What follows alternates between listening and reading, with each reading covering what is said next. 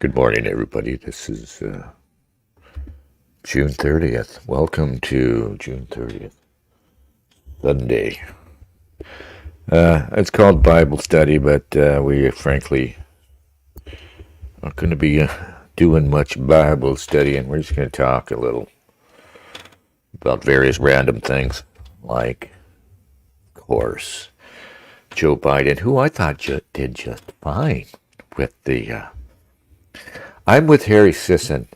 I think Joe killed, and Harry Sisson and Jill apparently are the only two people in the world who think that Joe Biden did well. Hang on a second, I gotta adjust this damn squeaky chair. Get up. That feels better. Maybe I need a booster seat. All right, I'm still trying to figure out my situation here. I've been in this room, this new place, for about 10 days, and of course, for me, that's like one day for most people as far as having your shit together. So I don't really have a desk set up, and I've got anyway. But I am comfortably ensconced, not far from Seattle, in a lovely neighborhood, a very Hawaii neighborhood. You know, people talk about Portland, Seattle being so-called white-topias. You guys don't know how bad it is. If maybe you live in actual white-topias out there. I don't think there are white-topias anymore. There just aren't. I mean, Portland doesn't feel like one. Seattle certainly doesn't feel like one. Outside of Seattle, suburban Seattle is not. Greater Seattle, definitely not a white-topia. There are just... I was down in LA, of course, and I was struck by just how non-white it is. I mean, we're a minority there, and you will often find yourself as the only Hawaii person in a place, in a store or wherever. And honestly, it doesn't even bother me. I don't even always notice because I'm kind of always in my own head anyway. I kind of walk around with blinders on, unfortunately. But every now and then I kind of stop and look around and realize just how fucking lost all this is. And, at this point, even talking about things like immigration or just any of the old things that we were talking about just a few years ago seems rather pointless. As somebody pointed out, we're kind of, the difference between being 40% and 35% of the population, really that's what we're talking about when we're talking about getting immigration under control. Man, I think it's Andrew Anglin over there at, who I actually read and think is often funny and occasionally insightful. He publishes on UNS, and, he likes to say that unless we're willing to go really, full bore concentration camps, rounding people up, genuine mass deportations, which is just, there's no will for it, and there's a rapidly diminishing Hawaii population, among which there is maybe 10% of those people would genuinely support and maintain support, I think, for something like mass deportations and all the messiness that will go with it. And I'm not talking about it like it's inherently awful, but you've got to remember that the other side and all the forces of evil that are raised against us would view something like mass deportations as a sort of a godsend to them. It would be their excuse to just to go out into the streets and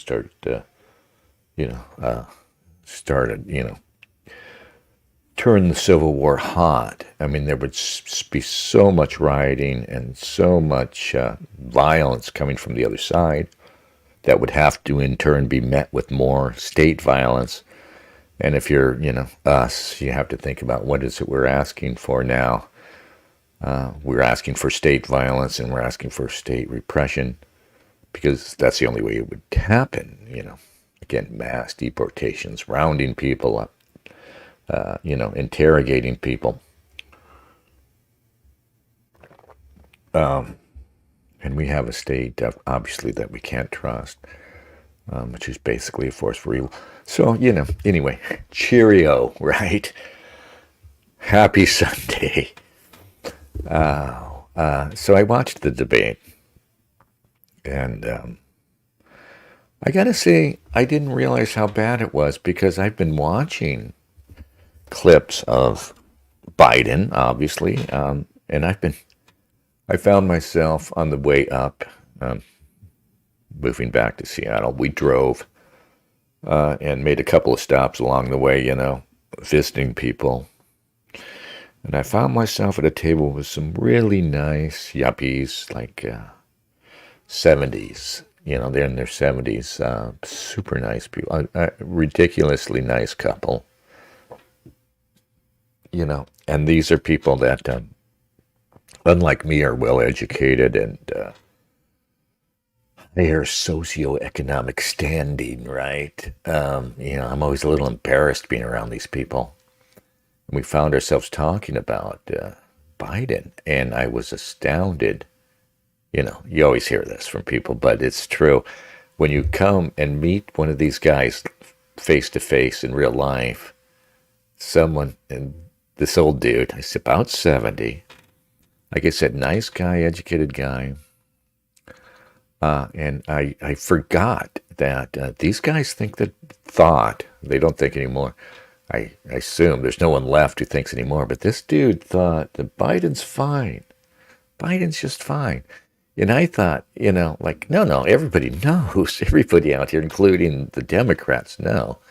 They got whatever insane reasons for supporting him, Trump derangement. By the way, again, don't vote. Don't support this shit. Our goal should be to see that the people who turn out to the poll, that the percentage of people voting should be as low as possible, so it delegitimizes the system ahead of this, whatever happens next. But so I'm talking to the guy, and so I just start in without thinking, because normally I'm not going to try and prompt any arguments or anything. I'm just, believe it or not, I'm actually a really nice guy when you're sitting down across the table from me, because I just can't bear the idea of unpleasantness. But I rather foolishly just start saying, yeah, guys, how about this Biden? What the hell's going on? And this old dude starts talking about, oh, he's fine, and he mentions, but there's all this good stuff he's done, and he goes through the bullet list. I forget what it was, of great things that that this administration has accomplished. And even if you accepted that there are these great things that the administration has accomplished, that it's not really Biden doing it, right? But again, these guys were not even receptive to the idea that this guy's incapacitated, And I realize it's because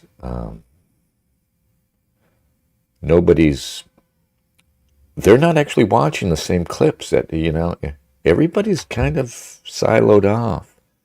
And I'm seeing clip after clip of, Biden being an absolute wreck, basket case.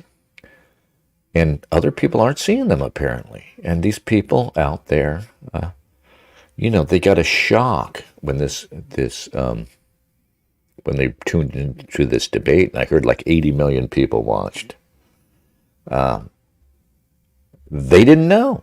They actually did not know. And that's why just last week, was it, that the media actually, I guess, got away with that BS about how, the latest Biden embarrassment was actually a deep fake, right? He wasn't really wandering off, like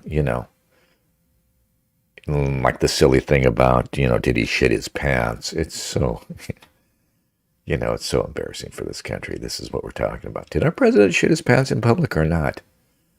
But I guess, the people are walled off enough from the media that you or I might be availing ourselves of, that they can be bullshitted, or could be up until this. And it is hard not to think that this debate wasn't kind of a setup for Biden, that he was set up to look really bad really early. It's an insanely early debate. And so now they have time, though they still don't really have that many avenues, to replace him. And apparently, really, almost the only option they have somehow, these are the people that, that aren't afraid to break the rules, that will just pull out all the stops, to do with something like hamstring Bernie Sanders to make sure that Hillary Clinton gets a nomination. But apparently, they're telling us, no, we're just totally hamstrung. We have to convince him to quit, or there's nothing we can do. Which I didn't think is actually the case. You can always challenge at a convention. The fact is they go to the convention and they vote. And electors can change their vote, is what I've always thought. That while a nominee will lock in the electors, get their promise to vote, that's not written in law or in stone, that those electors have to cast their vote for that nominee. They can go to the convention. This is what I thought. Apparently it's not true. And vote for whoever they want to vote for. So at any convention can be effectively an open convention where someone can come in and challenge any nominee. But now going in late, like literally this morning, and trying to figure out what kind of options the Democrats have, they're acting like, no, we don't really have that option. Somebody has to get to Joe and convince him to quit. And a lot of people are they're jumping all over Jill Biden. Understandably, he's like the most horrible human being alive, apparently. I mean, could you imagine? Could you imagine being this callous that you're willing to put your husband, they've been married since 1977, father of your children, Port Moody kid, I don't think we've seen you for a while. Hello, sir. That you're willing to put this guy through this just because, and people are trying to say she's in power. She's like Woodrow Wilson's wife, who, supposedly in the last year of his presidency, after he had a stroke, she was doing everything. Nonsense. Dr. Jill ain't doing nothing significant. It remains what it's been the whole time that Joe Biden's been in office. It's the people around him, and the people, perhaps more importantly, behind them, the people behind Blinken, the people that Ron Klain represents, the people that Mayorkas represents, keeping this all together, keeping Biden in there so they can do what they want. And maybe it's chaos back there, but, or maybe not, or maybe it's all very concerted. But by chaos, I mean, maybe one faction has control of Mayorkas, and they're the let's open the borders wide open faction, and one other faction, Zionist faction, has Blinken as their man, and they're the World War III faction. But that's who's in charge, obviously. Jill Biden only stands in their way because she has influence over her daughter and husband. And of course, at this late stage, when a guy, in person is losing it and becoming childlike, it's so sad how we become childlike late in life. It's the last person they trust is the person who guides them through the day, who they listen to, who they take all their cues from, and that would be Jill Biden, the guy, who's probably literally wiping the guy's ass at this point. And it's hard not to. It's hard to have sympathy for this asshole because he's always been awful. Phil says, "I never know when you'll go live. You stream when the inspiration happens." Yeah, we're going to change it. I've said this for years. We're going to change it though, and we're going to go. We're going to go regular, but we're going to go mornings. I think around 10, like this. A couple of days, probably Sundays, Bubba's Bible study, and maybe a couple of days during the week. All right. So just look for that. Look for 10-ish, 11-ish. I don't know yet. Whatever's best. Whatever's best for for reaching the East Coast and the West Coast. Yeah. But we're just gonna go. I mean, I don't have anybody who I can't get anybody to come on with me. I've so alienated everyone. Yeah. I'm like Joe Biden. I'm all alone here. I need somebody to wipe my ass.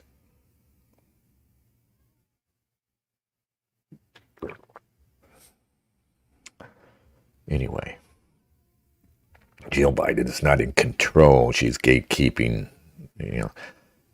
she's gatekeeping. She's the personal gatekeeper of Biden, right? So if they're trying to convince Biden just quit,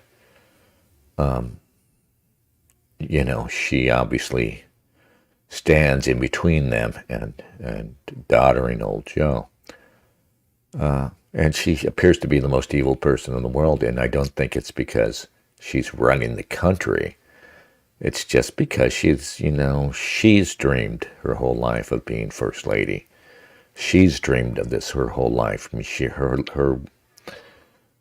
mean, it's a heck of a lot easier. We talk like it's difficult being first lady.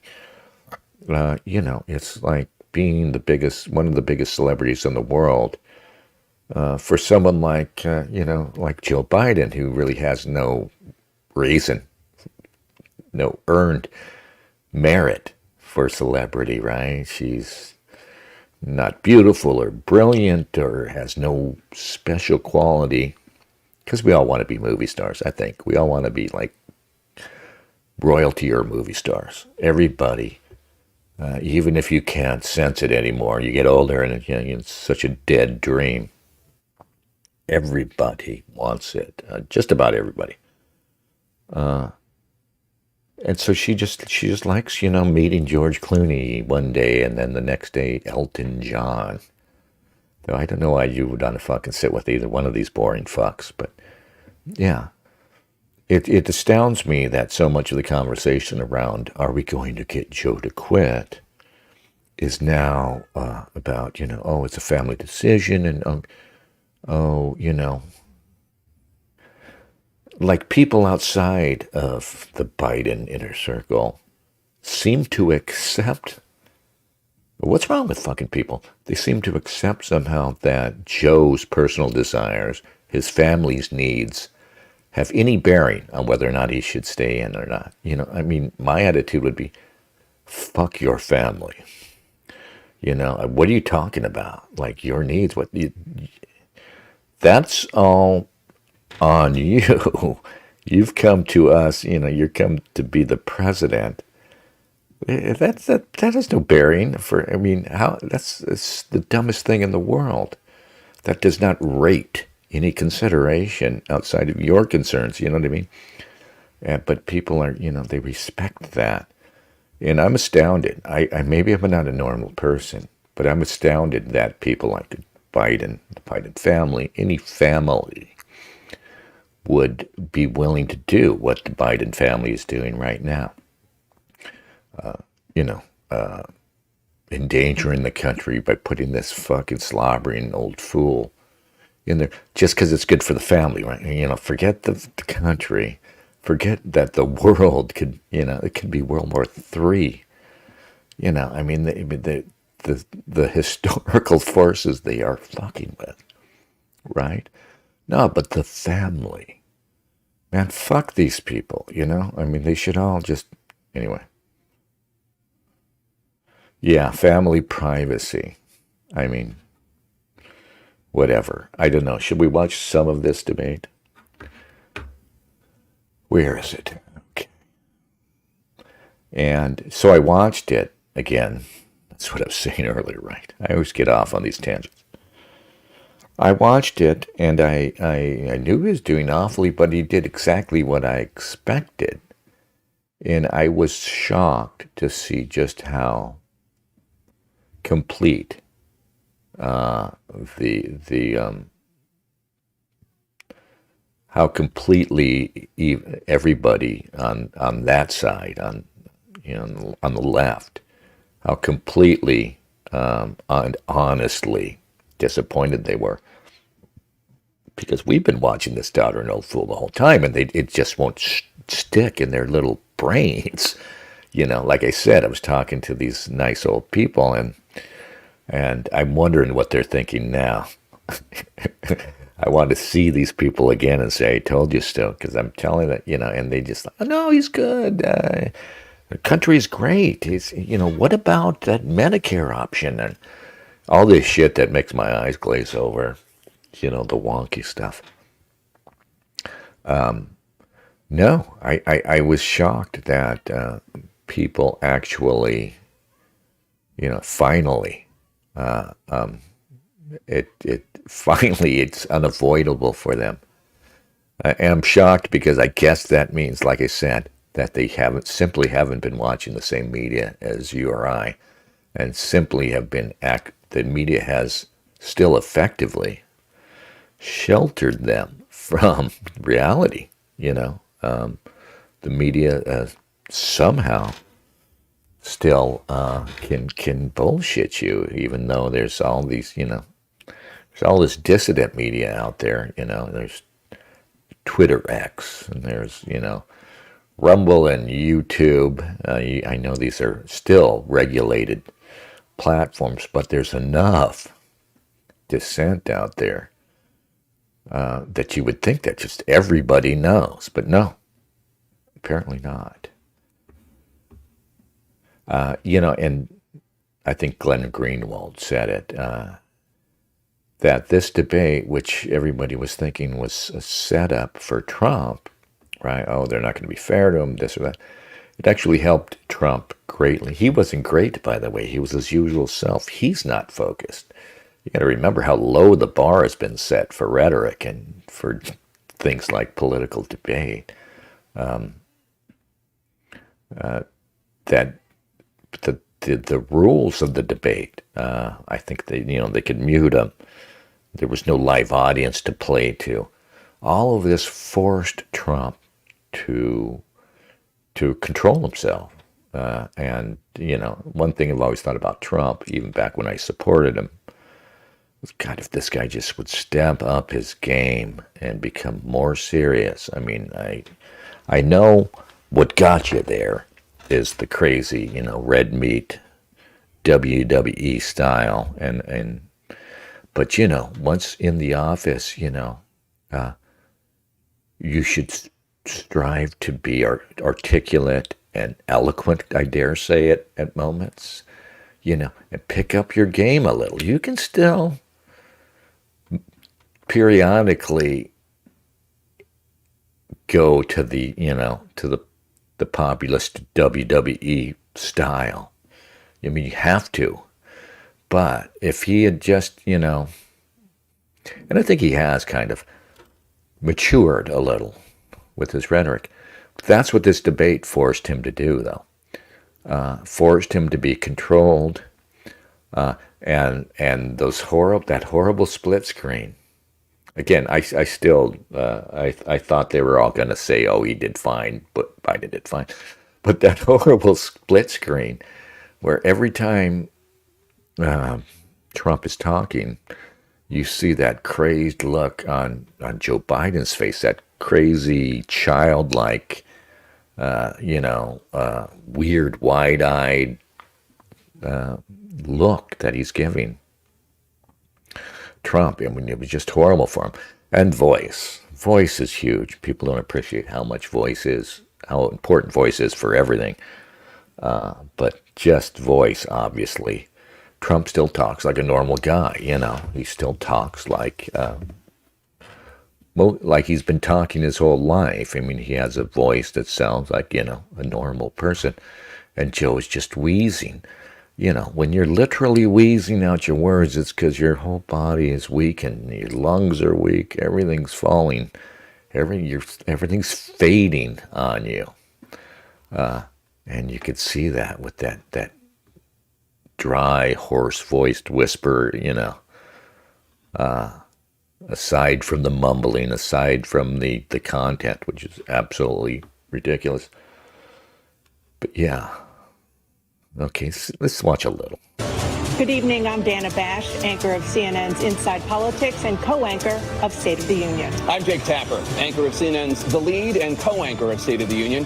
Dana and I will co-moderate this evening. Our job presidency than they were under President Trump. It's more than $120. I'm going to see them walk in. All right, let's see them walk in. Here comes Joe. Great to be here. Thank you. And please welcome the 45th president of the United States, Donald Trump. Trump doesn't have a very good walk either, right? He kind of slouches. Look at that. You got to hold your head up a little, chest out a little. Anyway. Gentlemen, thanks so much for being here. Let's begin the debate, and let's start with the issue that voters consistently say is their top concern, the economy. President Biden, inflation has slowed, but prices remain high. Since you took office, the price of essentials has increased.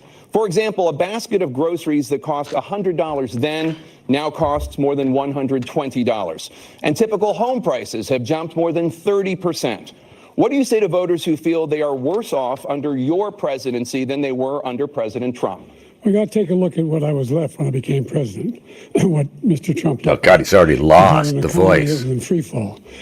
As soon as he starts talking, I can see why Trump's smiling. As soon as he starts talking. One of the things I've read about, now that the press is like freely speculating on what's going on with Biden, they said, he's only good between 10 and 4, right? And that makes sense, right? As you get older and weaker, your window, Some people, are good from 6 a.m. to 6 at night, Like, I'm not a particularly energetic man myself, I think. But I could hang with that, And then I'm just going to fall off. And then, I'm just getting tired. And it's like, you've got like, you got like a 12. Most people got a good 12-hour window, But they say Joe is good from 10 to 4. Anything after that, he's in bad shape. And if Biden was smart, he would have had this thing would have been held at noon, but he couldn't get away with that, Pandemic was so badly handled. Many people were dying. All he said was, it's not that serious. Just inject a little bleach into your arm. You'll be all right. The economy collapsed. There were no jobs. Unemployment rate rose to 15%. It was terrible. And so what we had to do is try to put things back together again. And that's exactly what we began to do. We created 15,000. I did see the start of this. And I watched it with a crazy Trump supporter. An older gal. Don't get any ideas. Just a person, a friend. And she was hilarious.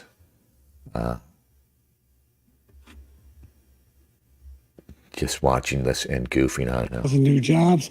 We brought out the position where we have 800,000 manufacturing He's jobs. already but there's more to be in done. bad shape. There's more to be done. Working class people are still in trouble. I come from Scranton, Pennsylvania. I come of a household where the kitchen table, if the things weren't able to be met during the month, it was a problem. Price of eggs, the price of gas, the price of housing, the price of a whole range of things. That's why I'm working so hard to make sure I deal with those problems. And we're going to make sure that we reduce the price of housing. We're going to make sure we build 2 million new units. We're going to make sure we cap rents so corporate greed can't take over. The combination, what I was left with in corporate greed, is the reason why we're in this problem right now. In addition to that, we're in a situation where if you take a look at all that was done in his administration, he didn't do much at all. By the time he left, things were in chaos. literally chaos. And so we put things back together. We created, I said, those jobs. We make sure we had a situation where we brought down the price of prescription drugs, which is a major issue for many people, to $15 for a insulin shot. This is, I guess, the big thing. This is what the old boomers were telling me about when I was trying to convince them that Biden's not all there. What about the Medicare thing? Like anybody could get that done. I mean, he didn't have anything to do with that, guys. I mean, he signs off on things, I imagine, right? He's there. I imagine he's not completely out of the loop. But the idea that this guy's waking up in the morning and taking the helm of the United States, is simply obviously not true. They say he has trouble getting up before 10 a.m. As opposed to $400. No senior has to pay more than $200 for any drug, all the drugs they conclude beginning next year. And the situation is and we're going to make that available to everybody, to all Americans. So we're working to bring down the price of around the kitchen table, and that's what we're going to get done. Thank you. President Trump? We have the greatest economy in the history of our country. We have never done so well. Everybody was amazed by it. Other countries were copying us. We got hit with COVID. And when we did, we spent the money necessary so we wouldn't end up in a Great Depression, the likes of which we had in 1929. By the time we finished, so we did a great job. We got a lot of credit for the economy, a lot of credit for the military, and no wars and so many other things. Everything was rocking good. But the thing we never got the credit for, and we should have, is getting us out of that COVID mess.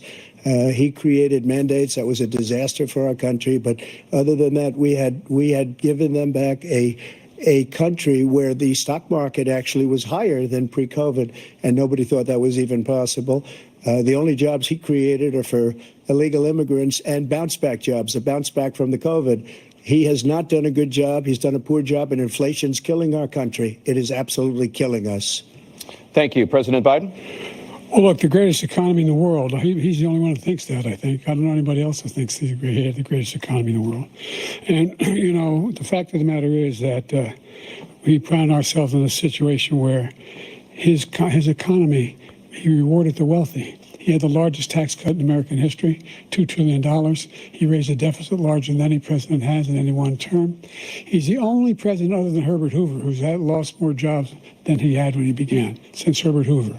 The idea that he did something that was significant in the military, when he was... Yeah, it'd be great for Joe if he could hammer him on why that is, right?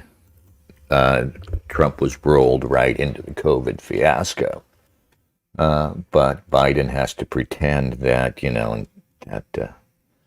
don't know why. Are there hardcore vaccine advocates left out there? Hardcore Fauci advocates left out there? I guess both of these guys are simply compromised by what they've done. Trump, behind that ridiculous... he gave a name for it, right? He put they put a nifty title on the development of the vaccine operation, super swift, whatever the fuck they called it. And they're both simply compromised. That's the one thing about, people are talking about RFK now.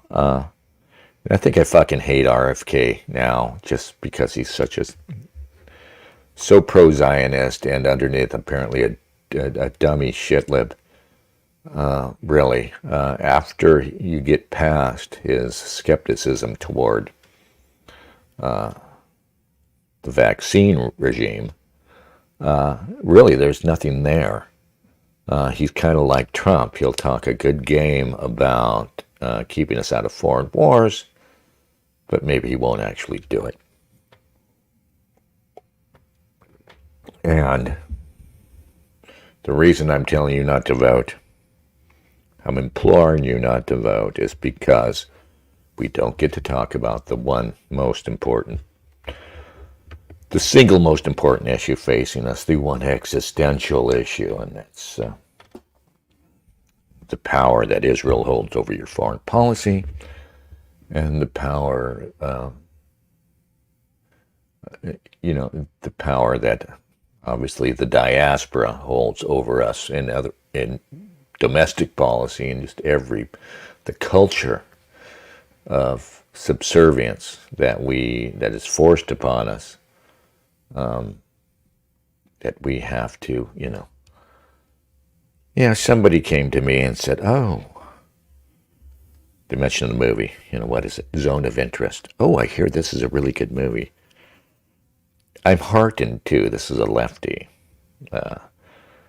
who, suppose wouldn't be open at all to any sort of anti-Semitism or anything. But I told him, yeah, that's about the Holocaust, right? I said, I don't give a fuck if it's the bestest, greatest movie that's ever been made, right? Change your life, good. I'm not watching a single fucking Holocaust movie, right?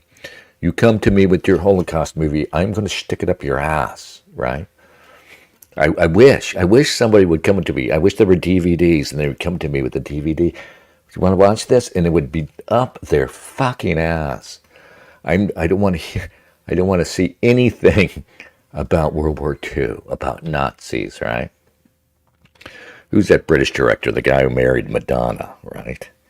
Made a couple of good early films. Made the Sherlock Holmes films. I've never seen them. All right, so he's got a movie out. Loosely based on British commandos in World War II, right? Guy Ritchie, thank you.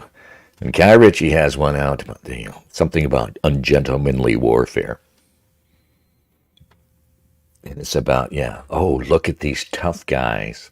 A couple of American actors, I think. It's got that asshole from Jack Reacher and some other guy. I don't know who anybody is anymore. I hardly ever get to see movies. Right, and look at them. They're fighting dishonorably, but it's great because it's Nazis. And I just want to hurt everybody involved with this. Seek out every single person, right down to the grip. And I don't even know what a grip does on movies, right? We've all seen that grip. There's somebody called a grip. Just I'm craft services. Every last one of you, It would be ironic. I'd put you on a train and send you off to be gassed. Just, I'd say, hey guys, isn't this funny? Isn't this a riot?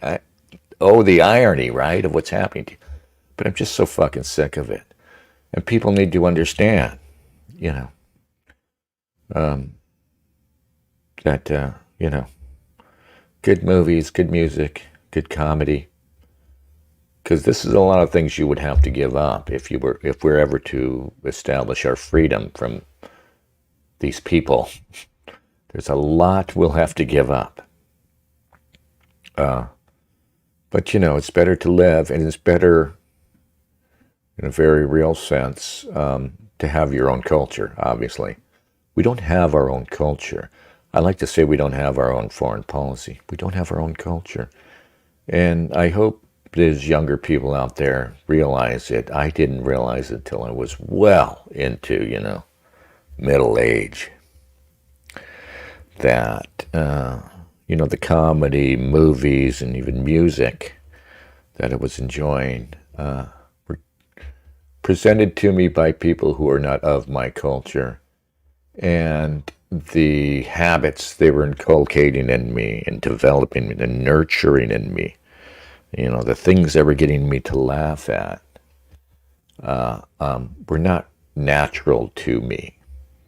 And I began to understand why so much humor, especially, felt, even if it was funny, if a thing was funny, it felt empty and it felt wrong. And there's a reason for that, because it's not natural to you. And I know we like to diss the blacks or other, brown people or people from, from outside of our European heritage, for their inability to, master our culture. That's because it's not theirs. And one thing you see happening, especially with black people, because everything is just more stark with black people. Everything's just cruder and starker. But I think this is what you're seeing is what is happening to anybody who comes here, because it remains, even though it's rapidly changing, it's degrading, and our population is shrinking rapidly. But it remains a Western culture, at least structurally, and so people coming here simply, this is nothing new. You know this. They're adapting to something that doesn't feel authentic.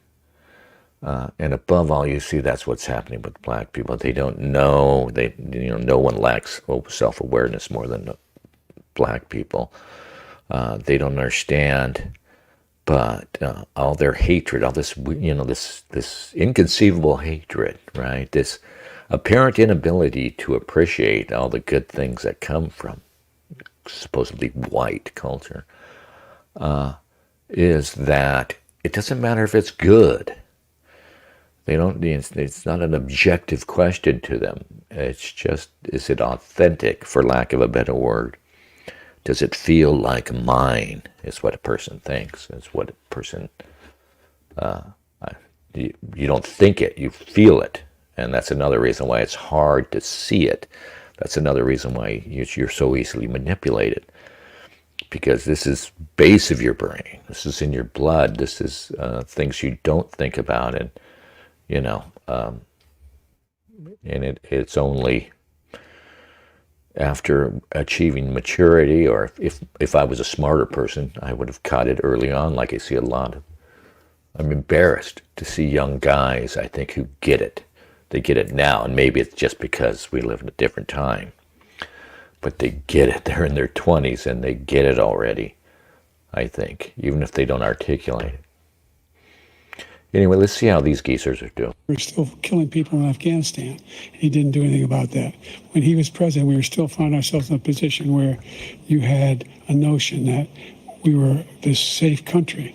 The truth is, I'm the only president this century that doesn't have this decade, that doesn't have any troops dying anywhere in the world like he did.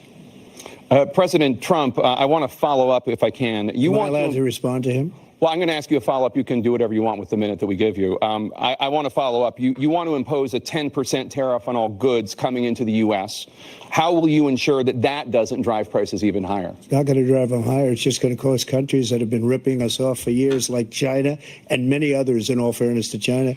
It's going to just force them to pay us a lot of money, reduce our deficit tremendously, and give us a lot of power for other things. But he made a statement. The only thing he was right about is I gave you the largest tax cut in history. I also gave you the largest regulation cut in history. That's why we had all the jobs. And the jobs went down, and then they bounced back, and he's taking credit for bounce back jobs. You can't do that. He also said he inherited 9% inflation. Now, yeah, see, if he wasn't compromised himself, he could say those jobs shouldn't have went away in the first place. We shouldn't have shut down the economy for COVID. You still talk to these idiots. I'm some not idiots. I mean, many very smart people who nonetheless have decided they're not skeptical about COVID. They're not skeptical about the vaccines. They don't take the thing in its totality. They think, no, the question is about whether or not COVID was an actual disease. Because unfortunately, we have all these people out there who want to, conspiratorial-minded people who want to say, totally fake disease. Well, not totally fake, perhaps. The jabs, about the jabs. No, the jabs are deliberately designed to kill us. Well, not necessarily. Maybe they are. I'm open to it, but no. I mean, it's enough that you see that Pfizer et al. Want to make billions of dollars. Yeah, it's enough that you see that, the whole power structure, for lack of a better word, likes the secondary benefits they get from establishing a regime of control, like the whole COVID nonsense, how they had people staying at home, and they wielded an unprecedented amount of control, right? Things that you would never thought they could get away with. they found they could do it. And I think they don't even have to think about it. They just, God, sorry. I'm going Joe Biden here. No, naturally power is just attracted to anything that enhances its power. So, I mean, it's enough. You don't have to think that, oh my God, that they're putting something in the shots deliberately. Like, I don't know if the shots are causing all these XX deaths. I don't know if the died suddenly thing is simply a result of the shots. There's an increase in cancer that could be either the vaccines or it could be from COVID. COVID, I'll remind you, was most certainly lab created. And I'm beginning to find more and more Rod Unz's thesis that it was a biowarfare attack against China. I find that more credible every day. So what I'm trying to say is that it's not about whether or not COVID was that bad. We know it wasn't that bad. It's not about the vaccines only, whether they work or don't work. It's not just about that. It's about the whole thing, right? You talk to these people and they say, no, the jab's fine. I got the jab, it's fine. But no, it's about whether or not we should have shut down our economy. It's still wrecked, it's still ruined. This inflation probably comes directly from that trashing of the economy and going deeper into debt and the stupid fucking stimulus payments. It's about whether the whole thing was worth it, right? Shutting down the economy, establishing all this new control and just degrading civil liberties, right?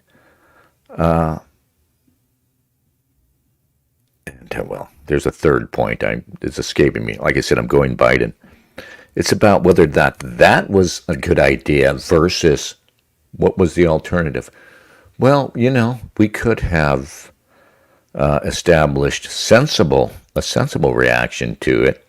We could have concentrated on protecting older people from it, right? This small minority of the population that was genuinely at risk, the very old, we could have, and Robert F. Kennedy pointed this out, we could have just started giving advice to people on how do you not get Fauci never once got up in front of the country and said, hey, you guys should be eating vitamin D, like I do now. Everybody does now. I've acquired the habit. Vitamin C, vitamin D3, and zinc. You drop those every morning. And that fights off infections that boosts your immunity to anything. Not once did he give that advice. Not once did the FDA, in its whole fucking job, the FDA that stepped outside of its job to go after ivermectin and other things, right? They make these ridiculous tweets about ivermectin being horse medicine or whatever the fuck. Their actual job would have been to say, here's some good advice for how you can avoid contracting COVID. And it would have included what I just said, vitamins. Not once. Nobody offered an alternative grand strategy. So it's the grand strategy that we were submitted to. That was lockdowns, masks, the fucking vaccine, the totality of it. That grand scheme versus the alternatives, and versus doing nothing even. But everybody who's pro thinks, oh well, no, we're going to pick what they think is their strongest subsidiary argument. The vaccines are actually good. They're actually or COVID actually was dangerous. Versus and then they'll pit that against what you're supposedly arguing for, because frankly, the anti-vax facts forces out here don't have a single sort of unified voice. It's just people, just chaotic dissent, reasonable dissent, but it's not on the same page like they are. And they will act like, no, it's versus, it's our little particular argument versus doing nothing. You propose doing nothing. Well, I actually think doing nothing might have been better, but of course, doing nothing probably would have resulted in more deaths from COVID. There are vulnerable populations, I believe that, populations that are vulnerable to this, basically what is a flu, and we would have had excess deaths. But even that is not necessarily worse than what we got, because what we got is we wrecked our economy, maybe forever. Maybe we're never going to come back, and that wrecked economy is going to, over time, there's a death toll that'll be associated with that, you know.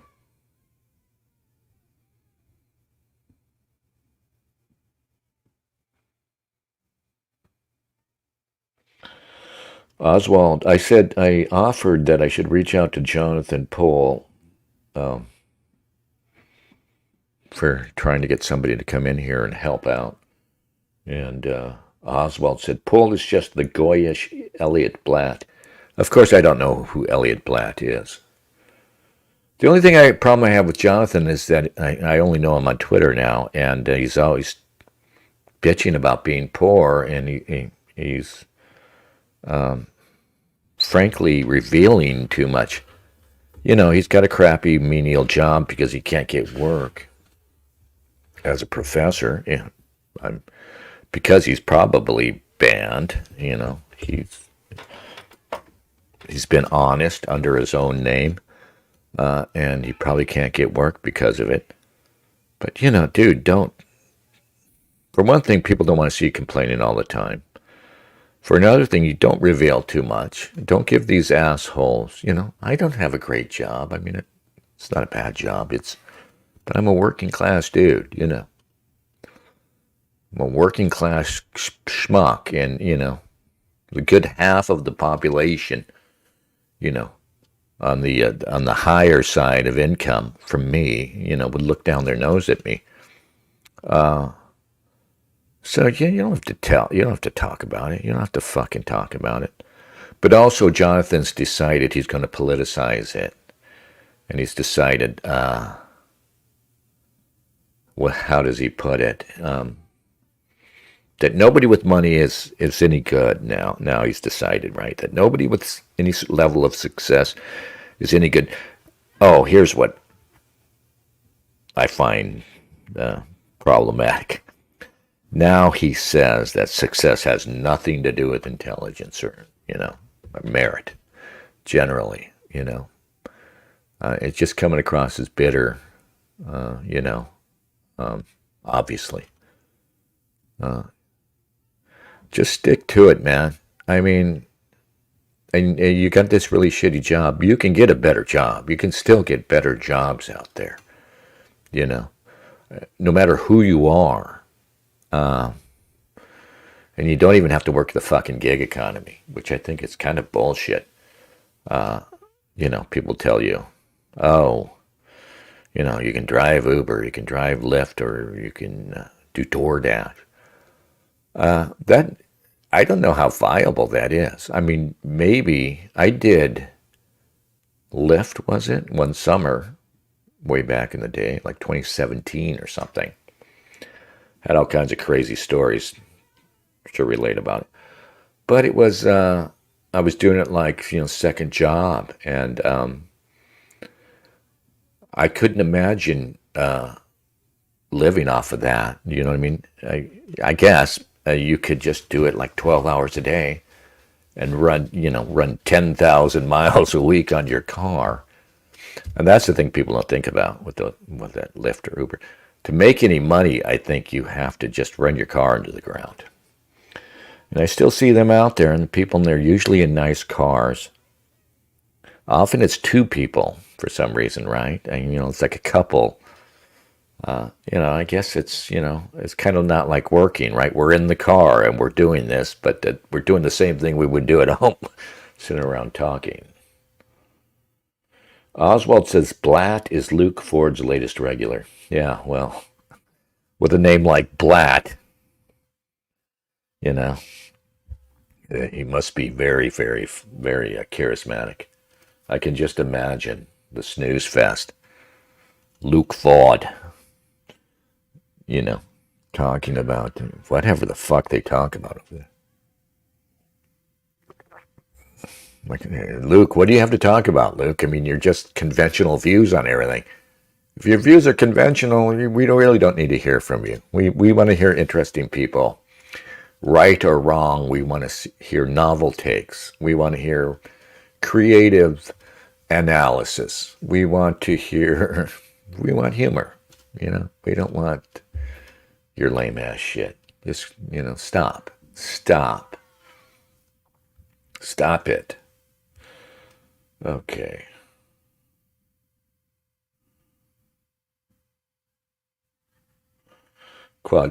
Quachengelos says, Paul is okay, he cries too much, but I like his opinions and research, just not his crying about. Yeah, gotta stop it, Jonathan, stop it. And I've done this in the past. I've indulged this, and there's something, maybe it's the kraut in us. There's something about us, man, that makes us do this, and we think it's going to help somehow, or we think, I don't know. It's not what you think it is. It's not creating sympathy, and it's not, I think I did it really to try and, it's everything is kind of a power play, perversely enough. You think you're going to sort of force people to sympathize with you, or you're going to force someone to come out there and grab you out of obscurity and lift you up to your proper level. Don't do it. It just does not work. It just makes you look bad. You're way better than that. Way better than that. And it just turns people off. And I hate to say that. Turns people off, so the cliche. It absolutely does. And it doesn't help anyone. And if you've got a shitty, like I said, no, there are better jobs, dude. There are better jobs, especially for someone with intelligence and a degree. You just make yourself presentable and you go out there, man. And I'm the worst about looking for work. I just got a new job. Here I am starting another new job at my age. And I realize I could have been, this particular job, I probably could have landed years ago. But I wasn't even looking for it. I wasn't even thinking about it. I was ruling out things that I could do because of my past experience. Simply because, I have a lot of experience in different technical fields that's very old. And after like 10, 20 years, I just assumed, well, no, I don't do that anymore. Nobody's going to hire me for that now. I guess there's something like embarrassment. I'm going to go to somebody and tell them, hey, 20 years ago I did this. But hey, you can. But there's something else happening out there, I think. In that, they're, because of this drastic demographic change that's happening, and all these, the hordes that are coming in and taking work, it's actually a case, and because of the, DEI and everything else, and the competency crisis, that's probably, I think the competency crisis goes from the lowest level job on up. That is, even grunt work has a competency crisis now. And especially like skilled work, mechanics, technicians, has to have a competency crisis. There's a dearth of the kind of white guy who used to do this. So, they're looking for you. And you don't have to have particular experience in a technical field. As long as it's something they can train you up on enough in a month and get you started, that there's not too steep a learning curve. The work is out there, man. You gotta work to find it, but it's out there. I don't want to hear any bitching. I'm sorry. I don't want to hear any bitching about, I'm stuck in this menial job and it's the only thing. And like I said, it's from experience. I wasted years with that loser mindset. Don't do it. Don't do it, young man. Don't do it, old man. Yeah. I've got your book here, Jonathan. Actually, it's in storage. I've got the book. I'm going to reread it. We're going to get you on here talking about it. Jonathan, your ideas are reaching people. I mean, Candace Owens is out there talking about this stuff, the stuff that is your level of expertise. Candace Owens is out there talking about the Jewish Bolsheviks wiping out Christians. It's good things are happening, guys. Good things are happening. And it doesn't really matter. Also, just remember that too. At the end of the day, nothing matters, and that's actually something in which you can take a great deal of optimism and succor. You can, because there's a grander scheme. There is. There's more than this. There's more than this. And however bad things end up here, we're going to die, and I'm convinced. No evidence, despite my complete irreligious nature, I'm convinced that there's more to it than this, that we have a soul that survives and will pass into something better when we die. The earth abides, the universe abides, reality abides. There will always be a physical world, I believe. And that's all you need to know. That's all you need to know. And this disaster we're going through, this sad story that is the West, the United States, Hawaii people, it's a blip. It's but a blip in the grand scheme of it. And that's a good thing at the end of the day. You just have to have the humility to accept it. But also, like I call it nihilism for lack of a better word. You have to be able to keep striving and keep living as if there's more meaning than you can draw from this world, right? It's really easy to think, this is also meaningless and pointless. Well, maybe it is, but it's incumbent upon us all to act like I'm not sure I believe in God, certainly not the religious idea of God.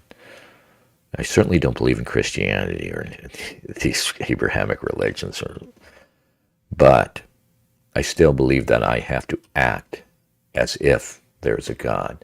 I don't know if there's a moral God watching me, judging me, who's going to, scoring me. But I must behave as if he's there. And that's it. I'm willing to do that. That's what gives my life meaning. That's the only thing that gives my life meaning.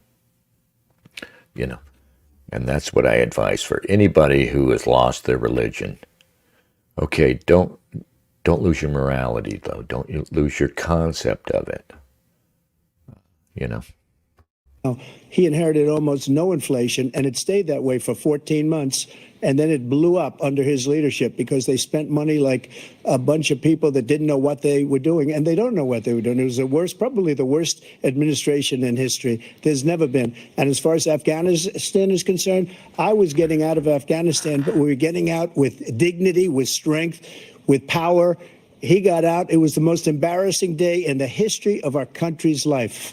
President Trump, over the last 8 years, under both of your administrations, the national debt soared. And this is like the first 10 minutes when Biden's not that bad off. Like I said, I watched it with a friend. I got in late. In fact, I watched like the second half. And it was ridiculous. But I thought, I I'm an idiot.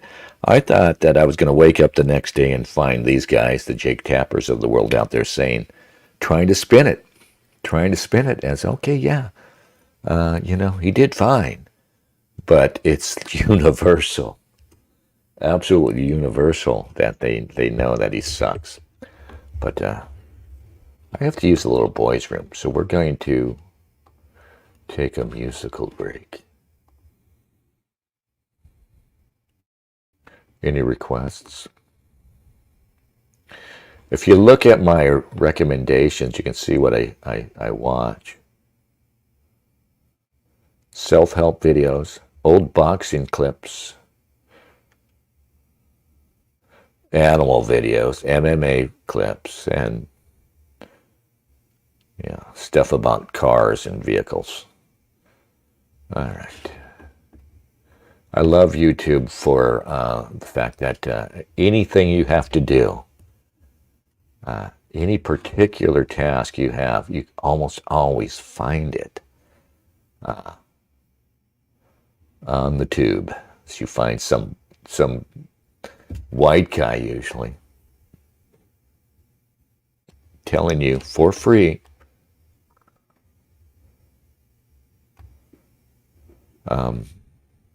how to do something. Where is that one? Oh, let's just listen to this. This is good.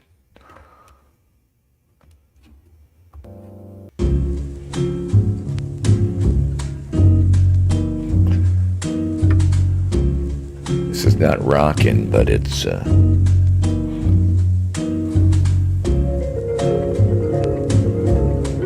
almost loungy, isn't it? Amon Tobin is a genius.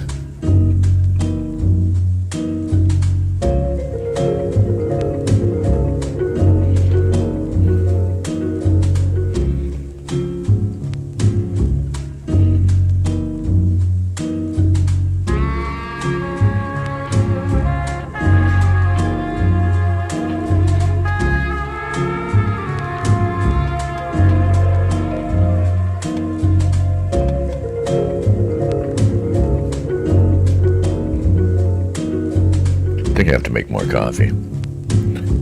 I'm not up to my target heart rate yet.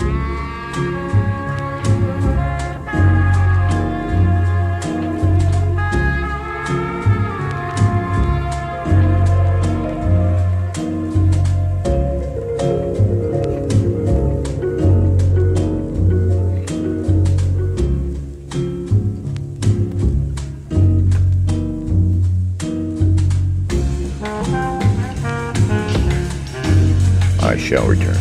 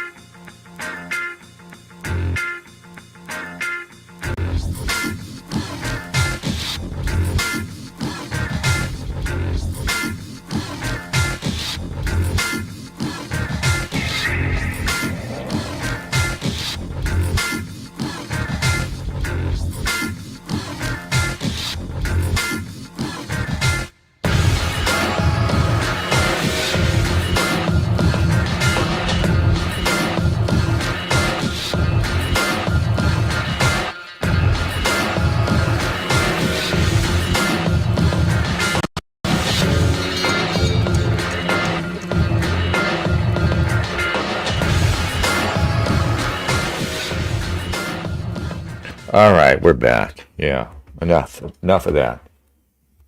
Is anybody left? Oswald is going to bail, is going to abandon us for the Claire Caw stream. But I'm curious. I think I want to check it out. The Office of Secular Coronism, you say? Okay. Let's see if I can find that. I'm searching. Yeah, actually, I find Claire's ideas about half as ridiculous as I used to find them. Yeah. There it is. All right, here you are. Okay, let's see what they have to say about it, because I don't have shit to say about it. Nobody cares. Oswald is bored. Let's go check this out. On the court, and they happened to vote in favor of killing Roe v. Wade and moving it back to the states. This is something that everybody wanted. Now, 10 years ago or so, they started talking about how many weeks and how many this, getting into other things. But every legal scholar throughout the world, the most respected, wanted it brought back to the states. I did that. Now the states are working it out. If you look at Ohio, it was a decision that was an end result that was a little bit more liberal than you would have thought. Kansas, I would say the same thing. Texas is different. Florida is different. But they're all making their own decisions right now. And right now, the states control it. That's the vote of the people. Like Ronald Reagan, I believe in the exceptions. I am a person that believes. And frankly, I think it's important to believe in the exceptions. Some people, you have to follow your heart. Some people don't believe in that. But I believe in the exceptions for rape, incest, and the life of the mother. I think it's very important. Some people don't. Follow your heart. But you have to get elected also. And because that has to do with other things. You got to get elected. The problem they have is they're radical because they will take the life of a child in the 8th month, the 9th month, and even after birth. After birth, if you look at the former governor of Virginia, he was willing to do this. He said, we'll put the baby aside and we'll determine what we do with the baby, meaning we'll kill the baby. What happened is we brought it back to the states, and the country is now coming together on this issue. It's been a great thing. Thank you. President Biden? It's been a terrible thing, what you've done. The fact is that There goes the voice. Constitutional scholars supported Roe when it was decided. Supported Roe. And that's this idea that they're all against it is just ridiculous. And this is the guy who says the state should be able to have it. We're in a state where in 6 weeks, you don't even know whether you're pregnant or not, but you cannot see a doctor and have him decide on what your circumstances are, whether you need help. The idea that states are able to do this is a little like saying we're going to turn civil rights back to the states, let each state have a different rule. Look, there's so many young women who have been, including a young woman who just was murdered, and he went to the funeral.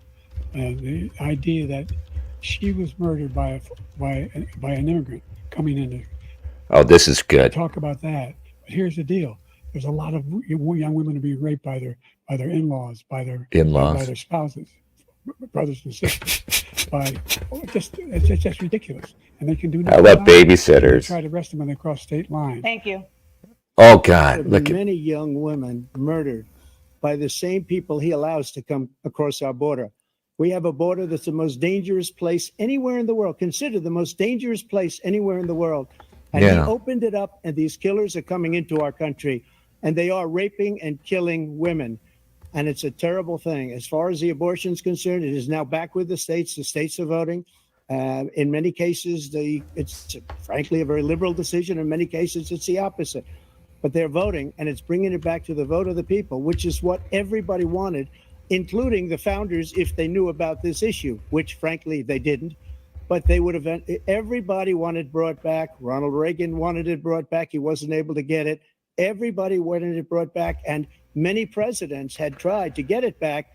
I was the one to do it. And again, this gives it the vote of the people, and that's where they wanted it.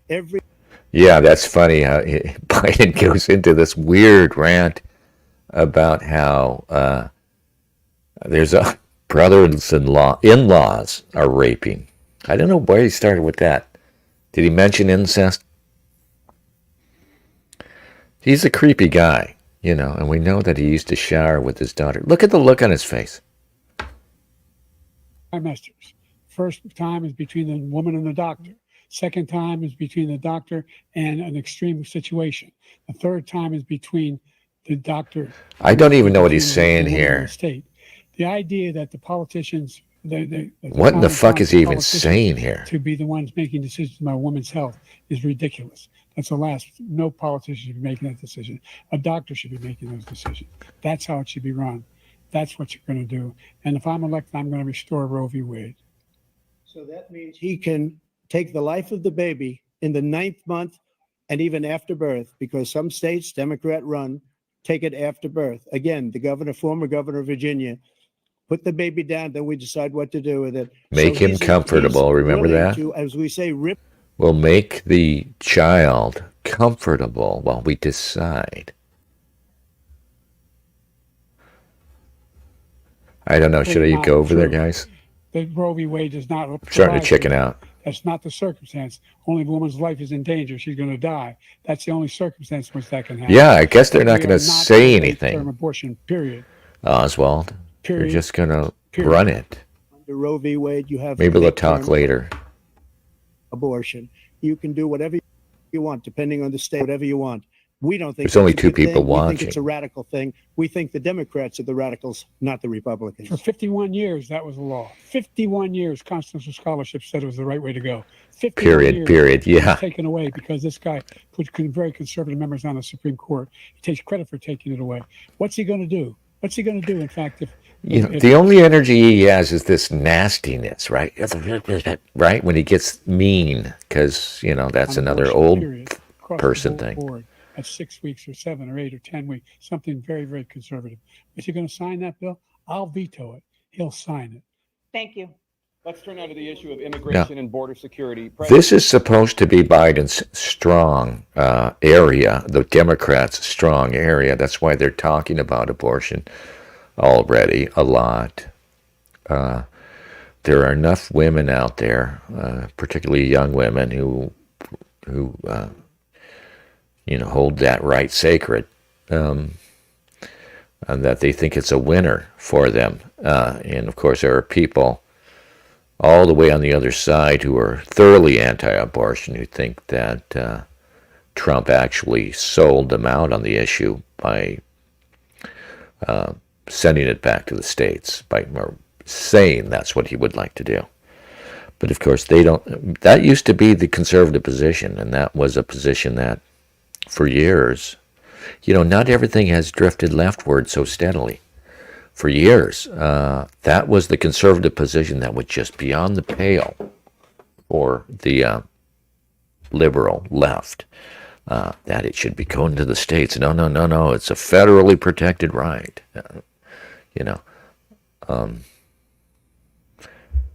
Yes, Claire notes that at one point Biden said period again. It's like George W. Bush saying never, ever, ever, ever again. He decided to open up our border, open up our country to people that are from prisons, people that are from mental institutions, insane asylums, terrorists. We have the largest number of terrorists coming into our country right now, all terrorists, all over the world, not just in South America, all over the world. They come from the Middle East, everywhere, all over the world, they're pouring in.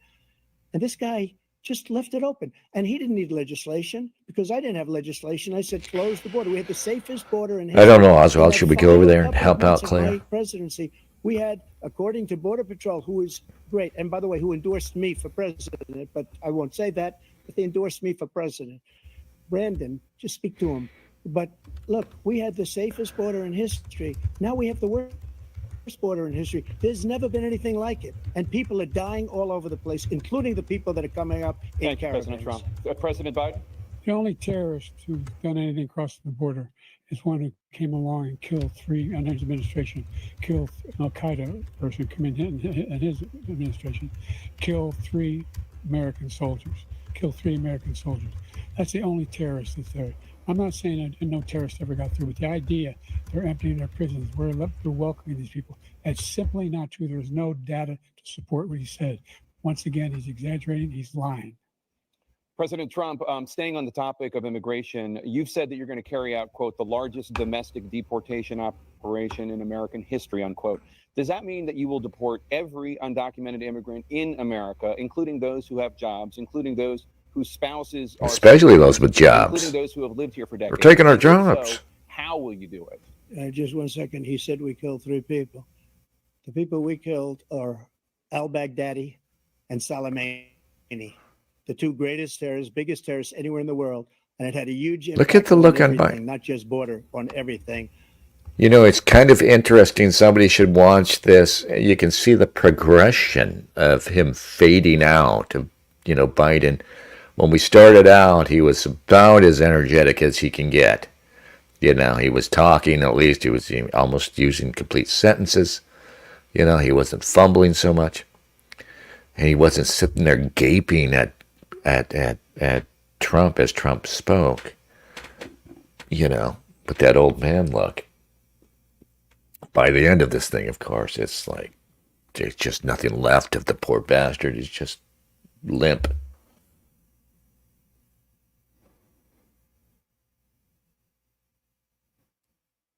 Yeah, Oswald, you're right. The debate is bullshit. Let's not talk about it. All right, I've got to, excuse me a moment. I've got to apologize to Claire for not going on. I told her I would come out. I like Claire. I'm going to be nice to her.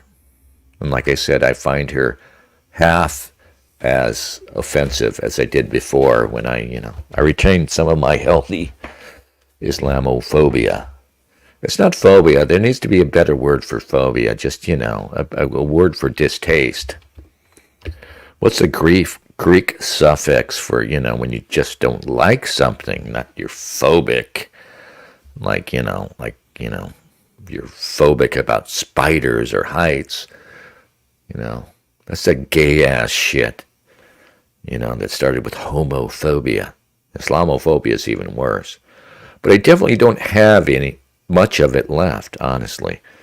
I still think it's terrible, the idea of having a bunch of Muslims or us going Muslim it's just stupid. But I have none of this, it's not the Muslims. It's the people who bring them here. It's not the hammer. It's the hand that wields the hammer. All right, excuse me. I'm going to explain myself to this girl and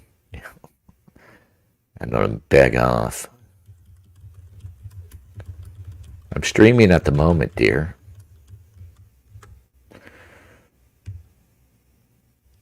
Three people watching now. I guess Oswald has showed up over there. All right. I'll come back later. Oh, it's so sad.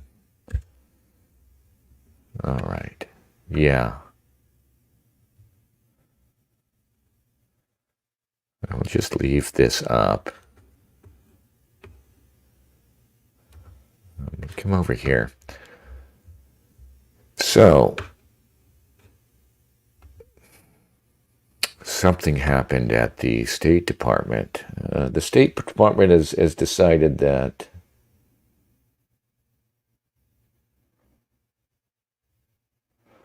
you guys are talking about Charles Mingus?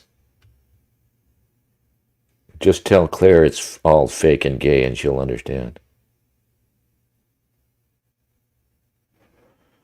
Dale, you're streaming a stream that no one is watching for good reason. All who wanted to see it already did. Yeah, no, you guys are right. No more fucking debate. I should have just live streamed it. Well, you probably couldn't, but it would be fun to live stream it and comment as it's playing. But I'm sure YouTube would just instantly shut you down. Could you get away with that on something like Rumble, I wonder? All right, just play it live as it's being broadcast. And then, in live commentary as it unfolds. That would be the best way to do it. You got to get the right people together, and just have fun with it.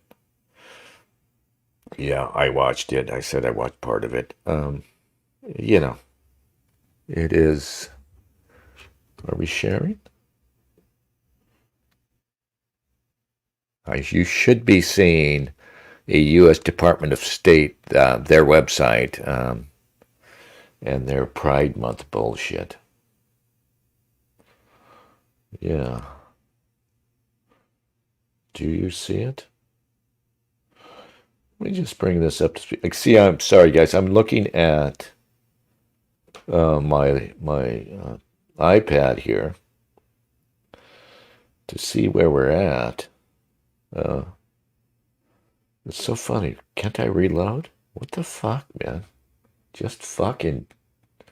All right. Let's just try this. It looks like it's an hour behind. All right. There you are. Just close it and reopening it. Yeah. Oh, okay. I don't know my Charles Mingus, and I'm not a big jazz guy. You know, I like a few things. But yeah, I'm not really hugely knowledgeable about jazz. You know, just the basics. I'm going to grab my coffee. I'm not going to be gone long. I'll be right here.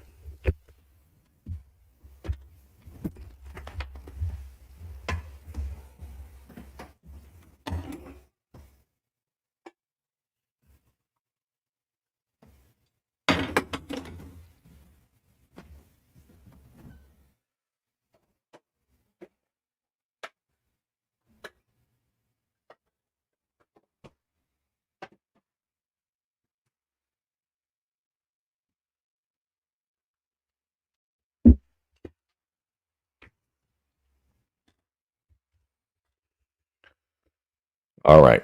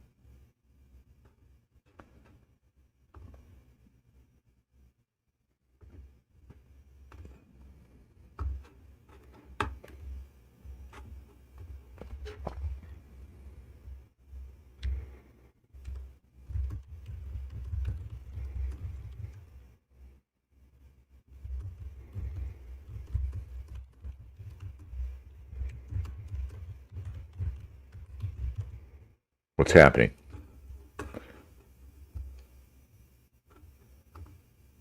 All right. Sorry. Stream ended. Okay. I think Claire's coming out. All right. I think Claire is on her way. All right. I'm trying to find. I'm trying to give Carl and Phil wrenches. For some reason. All right. Come on. Where's the? I get this. Just looking for the button. Looking for the button. All right.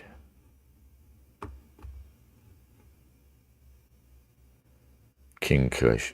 The U.S. Okay, yeah, anyway, here's Secretary Anthony, not Anthony, J. Blinken at a reception in honor of Pride Month. My name is Jessica Stern, and I'm the U.S. Special Envoy to advance the human rights of lesbian, gay, bisexual, transgender, queer, and intersex persons. Oh, God. You guys, yeah, you didn't want to watch the debate. Let's watch this.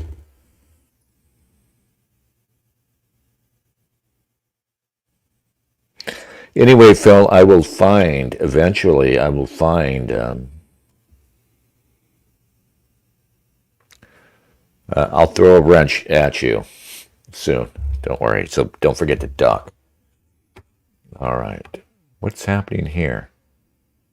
All right. Claire just stopped her stream, so I guess I've got to invite her on now. All right. So,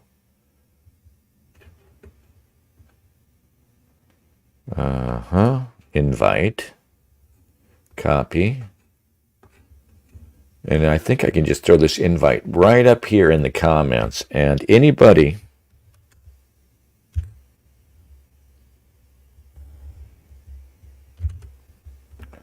who wants to come on can come on.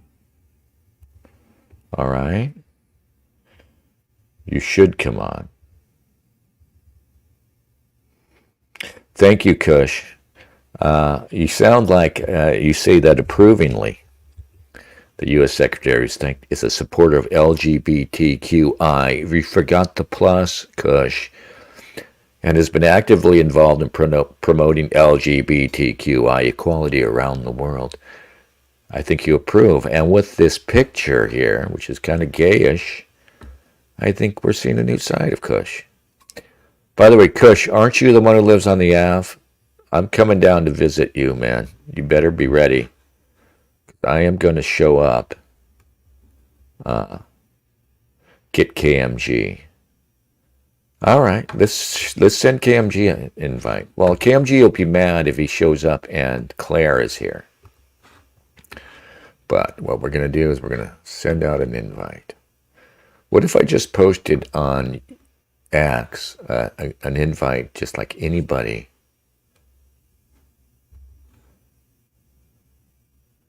Anybody who wants to come on the stream can come on the stream.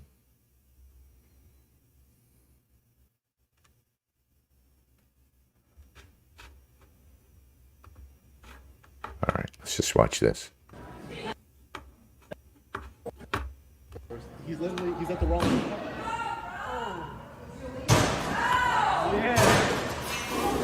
We've got a brother in dreadlocks kicking his way through a door. Whoa.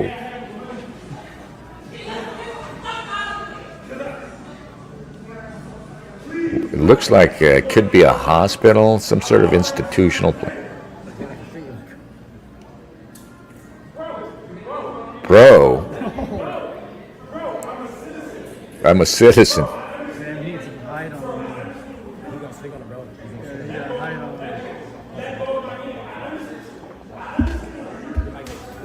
Ooh, little guy put a smack on him.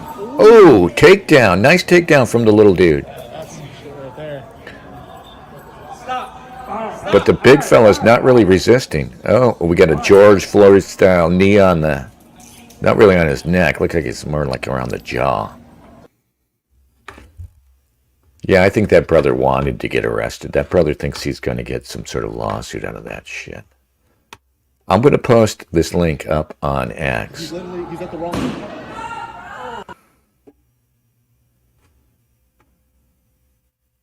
Maybe not. It didn't post as a link. Okay. Oh, here's the Hawk Tua girl. I want to find the Hawk Tua girl and throw that bitch in a lake of fire, man. Because I don't even know what Hawk Tua is. But I'm pretty sure I know what she's talking about. Hawk Tua. All right.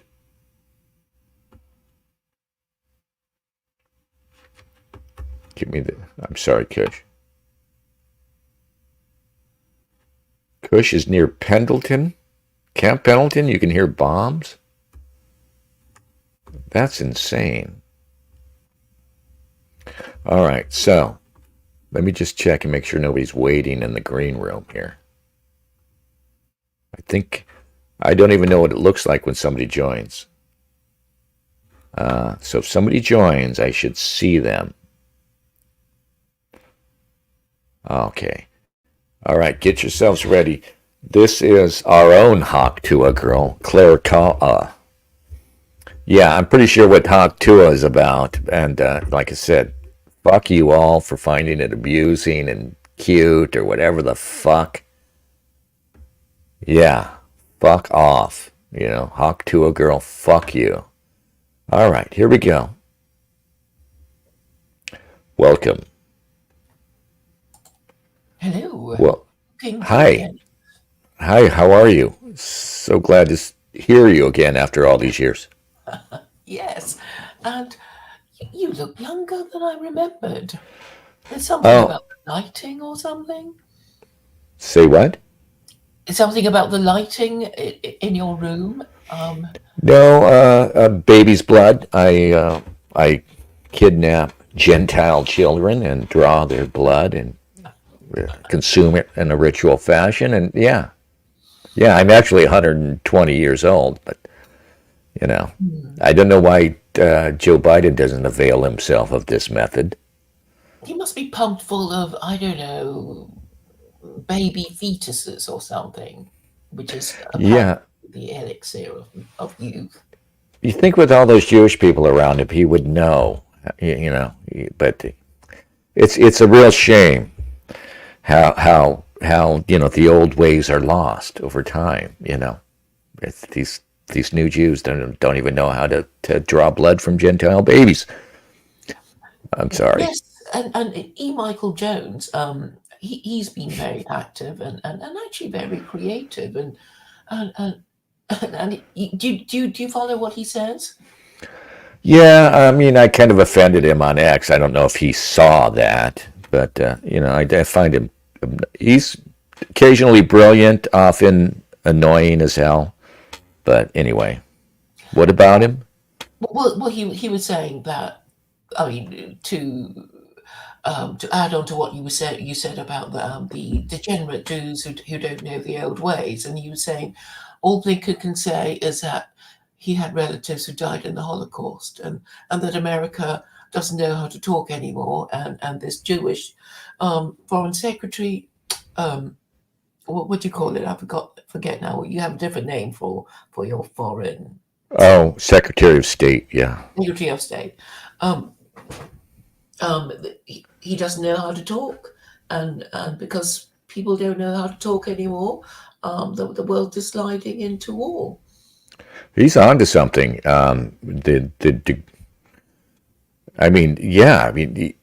Just in America, at least, you can go back 20 years and pull a clip of any politician speaking. He's probably going to come off as way more articulate than anybody now. Nobody knows. Yeah, and it's got to have an effect. How poor they are at communicating, because articulated doesn't just sound better. It's clearer communication. You know what I mean? And we have very unclear communication now. Everybody speaks in these disjointed sentences, and yeah. Yes, it's terrible, because I remember some years ago I found this YouTube channel which I loved because I'm interested in, I guess, mental health issues. So it was basically a black and white interviews of inmates in an asylum talking about their lives.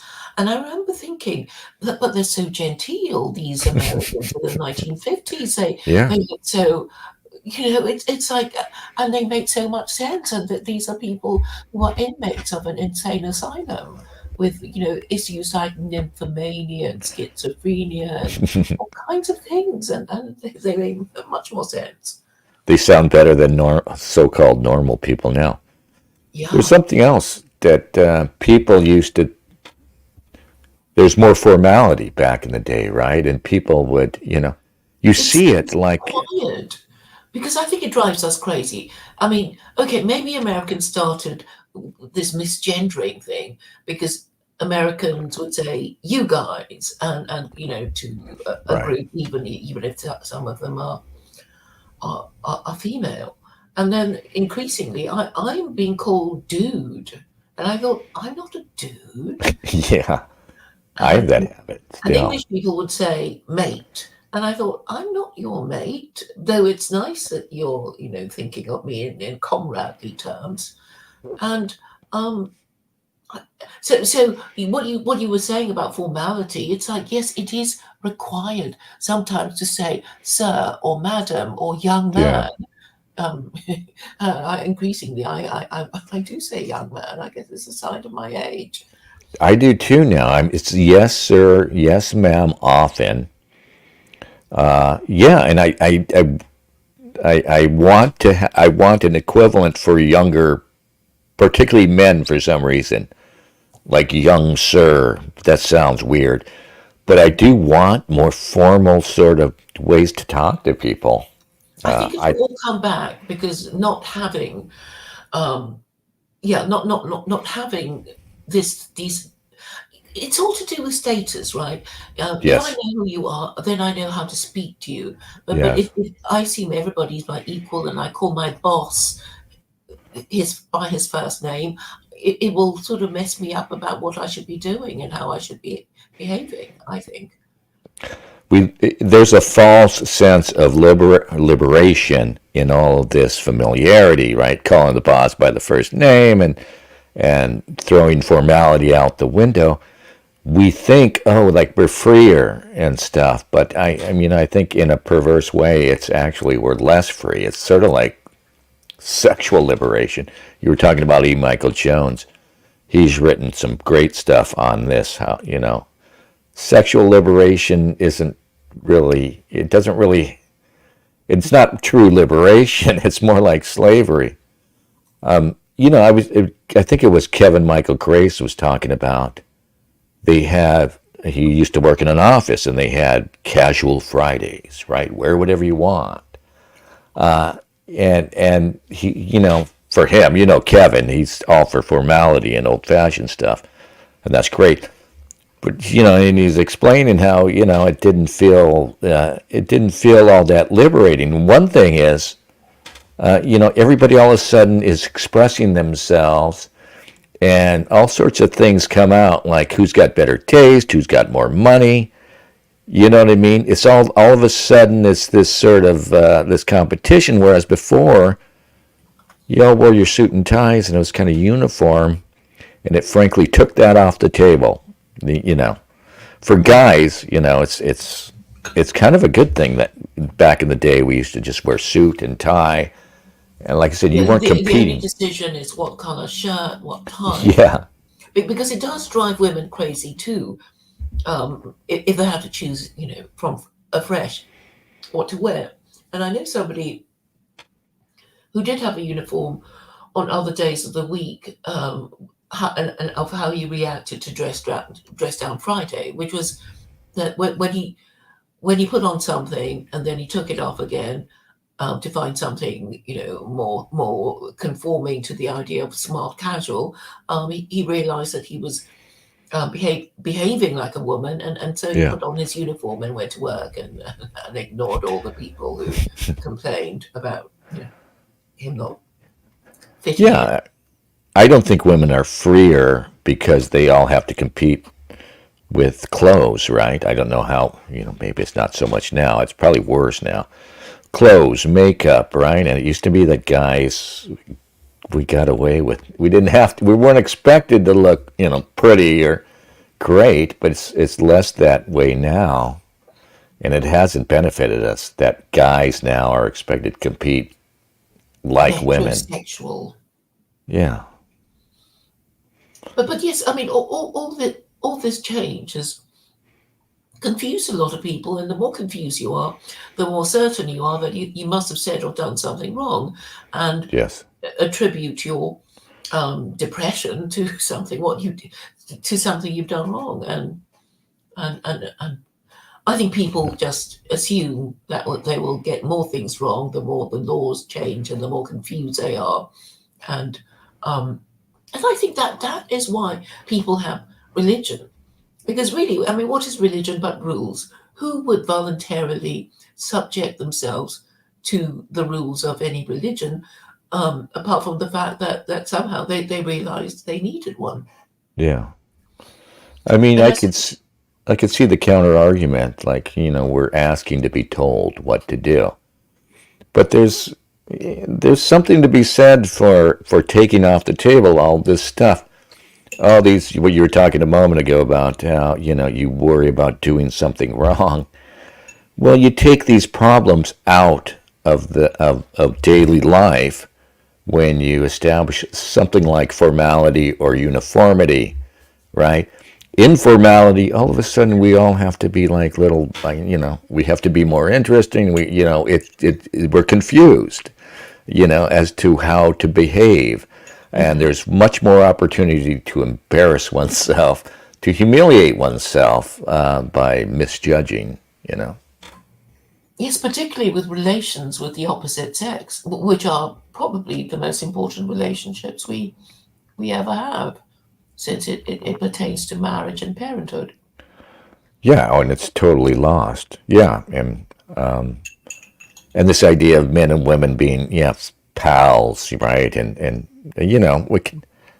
I think sexual liberation has been an utter disaster at this point, and just having women in the workforce has been a disaster, because not only putting women out there in the workforce means it's almost impossible for them to have married women going out to work with the men who their husband doesn't even know, and spending that time, which is often the most meaningful. Some of the most meaningful time you spend is time you spend at work, especially if an interesting job or an important job. So they're with other men doing things that are often interesting or important. It's inevitable that women are going to stray, just as it's inevitable that the men will stray. But also, it creates this world where that formality between men and women breaks down, and we're all supposed to be pals, and there's supposed to be Share the same bathrooms. yeah, yeah. Yeah, and this false idea that we can be just a unisex group, right? Like a group goes out and they're men and women and they all do the same thing together, and it's all the same experience, and it's not. It can't be, and it shouldn't be. You know. Yes, and people won't walk back from it because they don't want to admit, errors that go back decades. Yeah, no. I mean, we're probably not going to go back to anything, like a normal, at least not in the West. Maybe the rest of the world has a chance to avoid it. No, I think But it has to start from the West. When, you imagine this Uncle Sam slapping his forehead and saying, "What did I do? I've got to fix it. You turn," or words to that effect, and then everybody will, I don't know, take the cue. do you think Because it's at all otherwise, possible? I think it we would just take have to talk violent about as if change. it could happen, and be prepared to argue with people who disagree with us. I mean, the thing is, it's actually very easy to win arguments against people supporting feminism or liberalism or wokeism and any of the silly ideas. And I think the trouble is that people just people get mad at them enough, they'll just apologize. And I'm saying no, argue your point until you know that you are wrong, and then concede. And this is all you have to do. You don't have to go over the top and, be mown down in a hail of bullets. You just have to stick to your guns and only concede when you've been proven wrong about some fact you're relying on, or so, somebody has said that your argument is illogical. Yeah, but the arguments we're having, the big arguments we're having, aren't over fact. It's over what world we should strive for, right? And it's impossible to convince people. You know what I mean? It's not like we're arguing up and down, black and white. It's more like I'm in the position when I say what I've said to you, like, oh, we should actually go back to before sexual liberation. Imagine making this argument to young people. I mean, it's just impossible.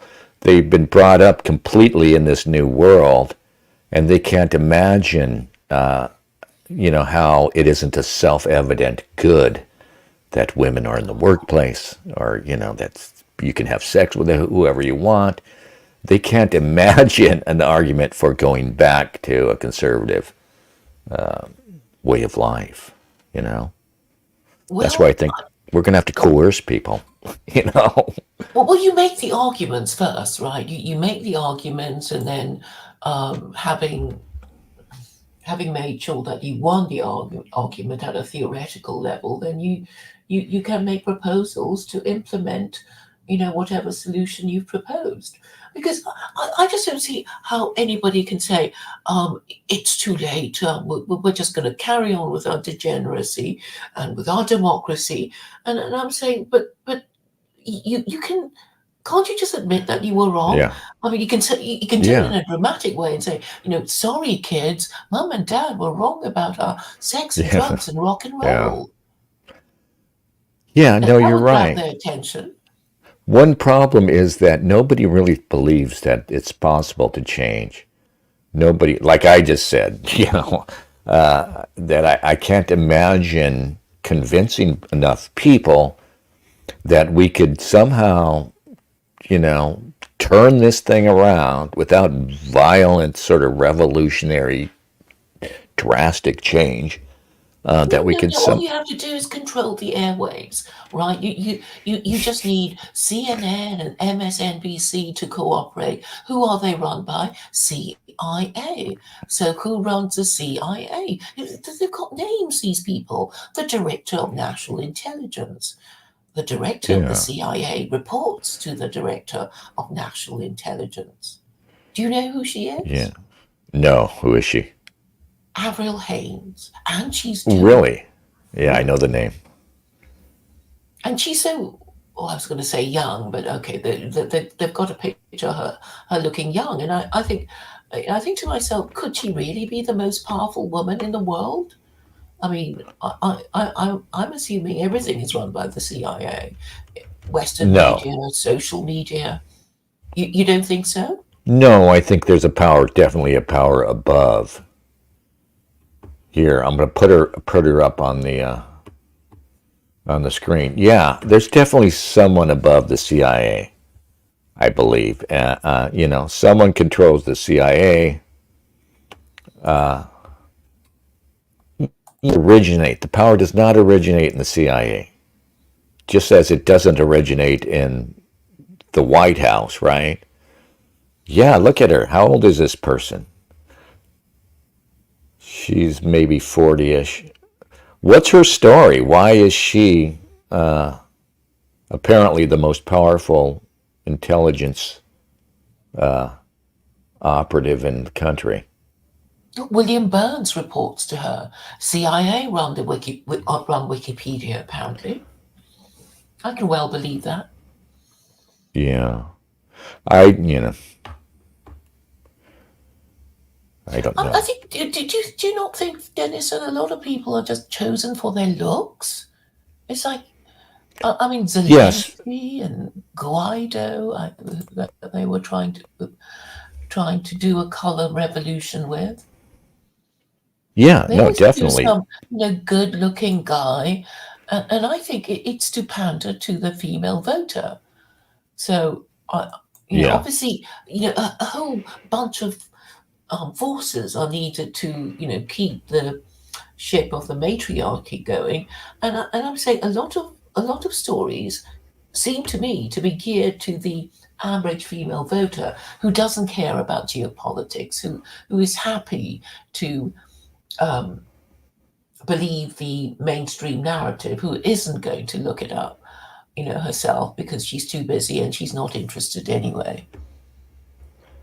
Well, early life check on Wikipedia. Haynes was born in New York City on August 27th, 1969. She's younger than I am. To Adrian Rapine, nee Rappaport. Grew up on the Upper West Side of Manhattan. Yeah. Her mother was a painter. Okay. No, I don't think Avril Haines is the power. I don't think the CIA. The CIA has some of its some independence, and is always going to be, because it's a massive bureaucracy, and there's always going to be people within the CIA resisting all the forces that are pushing them this way and that. But I don't believe. I mean, I think that's the problem with what we have now, is you can't locate the power. You cannot isolate and locate and say, okay, here's the council that runs everything. Here's the individual that runs everything. Because, I mean, it's almost like we're up against a culture, not a conspiracy. Well, yes, I think you put it so well. So I think it's because it's when it's opaque that makes it so dangerous. So Harry Truman said in the 1950s that the buck stops at the White House, Right. But it just increased. It probably didn't even then, but at least back then it was plausible. The presidency was the highest office in the land in the rich. But look at it now, right? I mean, these people, it's so funny that they're all talking about Biden, right? All of a sudden they've turned because they can't maintain the ruse, now that Biden is at all in charge anymore, right? But all these people that are up here talking now about how, he's got to go. Yeah, we didn't know, as if they didn't know. We didn't know it was this bad. They were fine just the day before that frickin' debate. They were fine with the fact that he's obviously not running the country, right? That it's somebody else. It's Ron Klain. It's our Secretary of State Anthony Blinken. All these people who are not impressive, by the way, right? I mean, Anthony Blinken is ridiculous. It's Mayorkas. It's Avril Haines. Again, none of these people, for one thing, I can't see them as being the ultimate power behind something. I think they take orders from other people. But really, the scariest aspect of it is, the scariest idea for me is that nobody's in charge. This thing has, this thing is just on, it's on rails. It's got momentum. Nobody's at the wheel. This, it's just we're on our way. And the driver is dead at the wheel. Yeah. And we're heading towards the cliff. But the opacity of the power structure, I think, is because we are a matriarchy. The West is a matriarchy, and so it has these sort of false ideas of egalitarianism, which isn't really true because, although we're supposed to be equal, obviously the richer people are more powerful.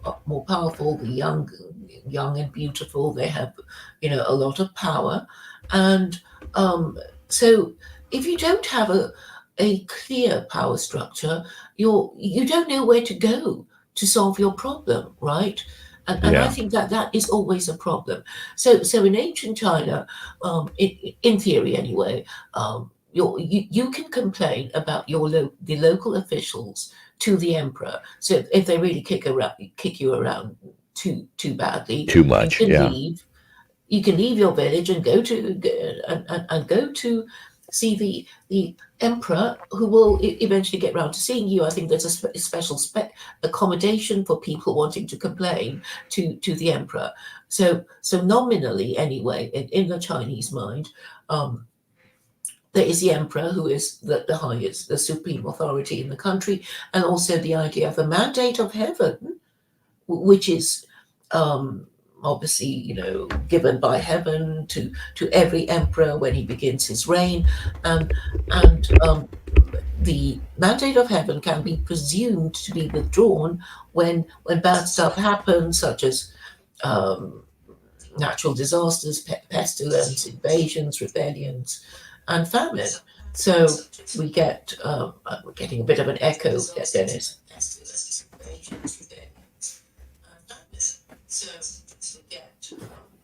There's a bit of an echo for some reason. Sorry. I'm going to mute. I'm sorry. Please continue your thought. Hello, Dennis? Okay. Oh, yeah, I'll just quickly finish my point, which is that because we don't know who's in charge, we don't know who to go to with our problem. And I'm saying, you know my idea of a theocracy. We can just say to the man upstairs, or acknowledge his existence and invoke his assistance by a show of repentance. I mean, technically, Americans still believe in God, don't they? You have on your dollar bills, "In God we trust," and "You are one nation under God." These ideas are not completely forgotten. And I think a theological discussion might get the conversation going. Now, I don't know whether Dennis is with me or not. Hi, sorry. No, I had to mute for a second and do something. I didn't want to. Mm-hmm. Anyway. Well, yeah, I was listening, though. Well, where is God? That's the question, right? When is he going to intervene? Him. Like a witch doctor, you invoke spirits, right? So first you have to acknowledge his existence, and then call out to him, beseech his assistance, after apologizing in sackcloth and ashes, which you can usually be able to get from Walmart. How do we atone? Okay, so you're saying the absence of God is a result of the absence of faith. It's our fault. We bring him back by atoning. Be the founding fathers, because I've been reading George Washington's farewell speech, and he did say, "We must with caution indulge the supposition that morality can be maintained without religion." He said that a long time ago. Yeah. And there's no official American religion. So I'm saying, well, that's obviously the problem, because if you don't have a religion, if you don't have a list of rules that all Americans know to be the rules, then Congress can make up any rule as it goes along, and this is what the British government does. In the UK, we have this idea called the doctrine of parliamentary supremacy, and this means that Parliament can repeal or pass any law. And although Americans have their constitution, I have a stupid question. So that brings to mind the question: do you have a constitution like we have? What?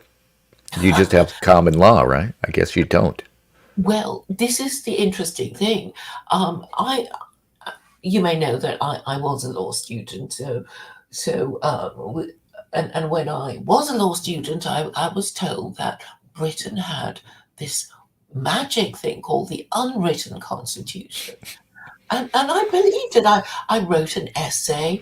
I was given a verse for it. I was singing its praises.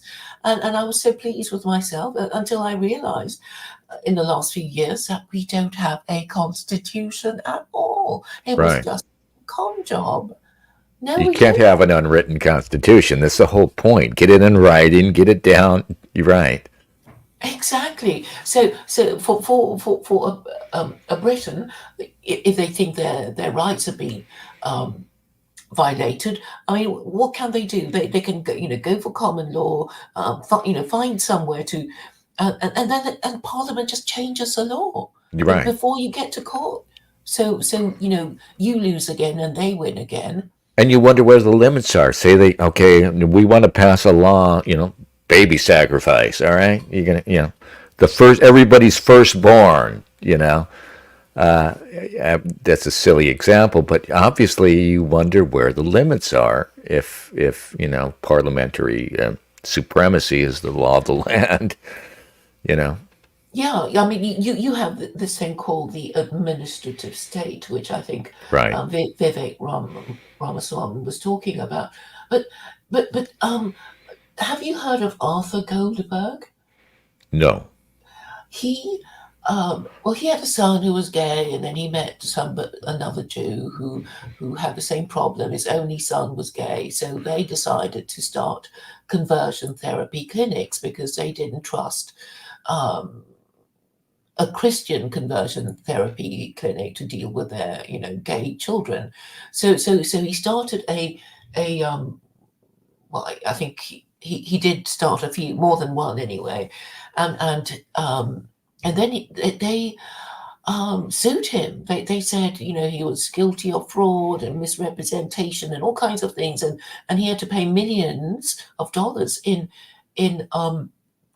compensation, and he was being very ungodly and saying, well, the Torah says Jewish men and women aren't even supposed to wear each other's clothes, and it's obviously sodomy attracts the death penalty according to the Torah. So he used those religious arguments, and of course the Supreme Court said, well, we're not Jews. And you can imagine what a Muslim saying to any court. I mean, they will be told, well, we're not a Muslim country, so we can do whatever we like. Yeah. And I think that is fundamentally your problem. I mean, for all Americans, because, although you are a republic, in fact, your Congress has the power of an absolute monarch over you. It can change the meaning of words and make marriage gay. Yeah. Well, yeah. And I was talking just a moment ago about, you need a constitution. And of course, look, Dennis, you fool, at what you have right now. We've got a constitution, and it's not protecting us from the madness that has taken over our country, is it? I mean, it might be acting as a brake. It might be slowing somewhat this descent, but it is not saving us, is it? Exactly. So, because a constitution, a book of rules is only as good as the people who will enforce it, and we know that our ruling classes to be corrupt and incompetent, and that is why the belief in the afterlife is necessary. Otherwise, everybody will be atheist and nihilist, thinking, well, I can get to work, as long as I get away with it in my lifetime, I'm okay. And I don't care what happens to my society or my country after I'm dead. Yeah. And these people run government. Well, and there are people like me who think, it's okay if I'm atheist, as long as everybody, it's like the old, I forget who it was, Voltaire or somebody said, yeah, you want everybody else to be Christian so you don't get cuckolded and stolen from as often. Right? Yes. So that's what I've been guilty of saying, I want to live in a Christian world, but, because I'm a skeptic, because I don't believe the literal interpretation of the Bible and other things, I simply can't believe, and I reserve the right to not believe. It doesn't work because we're not individuals at the end of the day. We're just part of a community always.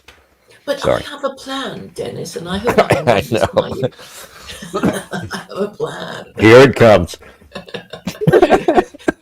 So basically, I have this idea of introducing a circle of virtue, which means that there will be a minimum of 3 people.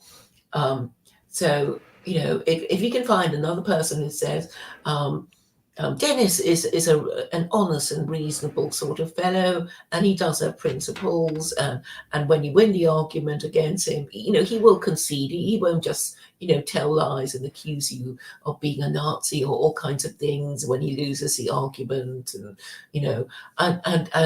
therefore you can deal with him.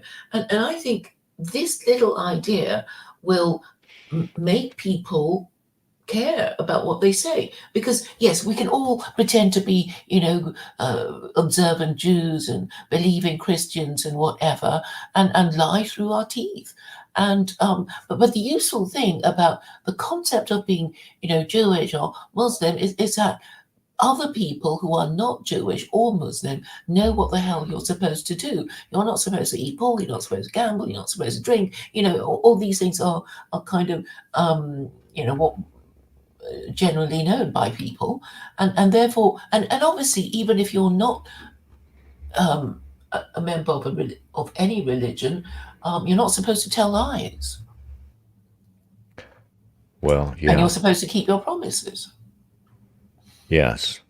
It's talking about a constitution, that's kind of what a religion is. It's putting down in writing the law, the anchor that is going to maintain morality, and without it, there's always going to be people arguing for some other way, arguing for the abandonment of foundational values. That's where we are now.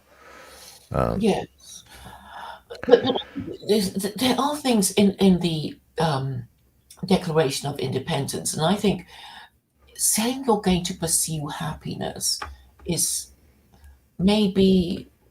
It hasn't turned out that well, because I mean, it sounds superficially liberating, but everybody pursuing happiness at each other's expense is going to lead to a lot of unhappiness. And what is happiness? First off, too, I mean, you don't put ill-defined or words that have meaning like love and hate, but cannot really be precisely defined or cannot be contained in this context. Yeah, that I read somewhere else. The people before have noted how unwise it was to put that clause in there about happiness. But of course, I mean, the way it's interpreted now is, okay, yeah, I get to pursue my happiness. I'm a woman. I use the women's bathroom, and all of this crazy stuff is really based on that.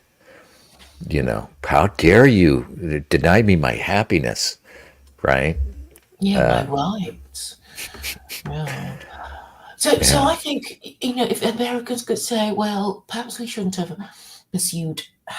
Perhaps we shouldn't pursue happiness, but justice is a good thing to pursue, and that would be a more constructive discussion, because then the lawyers can get into it. What is justice? It's like, if most people in the country think the laws are fair enough and the courts are fair enough, then I guess you do have justice. Yeah, well, everything's ill-defined, I guess, at the end of the day. I mean, that's why you need religion. You have to have some common ground foundation, or else justice is whatever you want it to be, right? And everything, all of these things, freedom, liberty, all of these things we talk about, it's however you define it if you haven't the firm ground of, yes, religion. But I'm so glad you're now a secular Quranist. Am I? I don't feel like one. It's necessary. The transformation just happened, and I didn't even notice. What the hell, man? Don't I get like a plaque or like a little something, a medal? You've just agreed that religion is necessary for Americans, and it can't be Christianity because of the separation of church and state. So, and it can't be Judaism. Well, it can't be secular Coranism. Well, I mean, that's the problem you have, though, is, okay, secular Coranism is not Islam. A Muslim would reject your idea that you can have. Oh, you're just saying the same thing that I said I was guilty of before. Oh, I want a Christian world, but I don't want to have to believe it. I want a Christian world, but I don't want the theology, and I don't want to, accept what I see as superstitious. It's unsupportable. I'm sorry, my dear. It just is. It can't be You secular. haven't read my book? You have a book? Yes, Send me a copy. I want a signed copy of I'll your send book. you a link to Amazon on it, and a white Muslim woman who's American has read it, and she reads it out, so you can listen to it for free, and Well, these guys are going to kill me right now, but I'm absolutely open to secular Quranism. If you say, we have to write it out. Say in your book, it said, here's the rules of secular Quranism. And if thought it worked, I would say, yeah, fine. I probably would want to call it something else, frankly. And a lot of what would you people, call it? Claire, are just not going to get past that Quranism part, especially here in the West when we've felt, when you've got all the problems we've had between us and Islam, and I don't for a moment blame the Muslims for these problems any more than I blame us. But, I don't know why you call it Quranism unless you're in fact a genuine Islamist and you're trying to sneak it in on us. Is that what you're doing? Is that what you're... I haven't sneaked anything, and I've been really... You're a female too, and I'll remind you, you've so eloquently argued that the women in power and women's rights are really the problem. Woman by nature is deceptive and untrustworthy.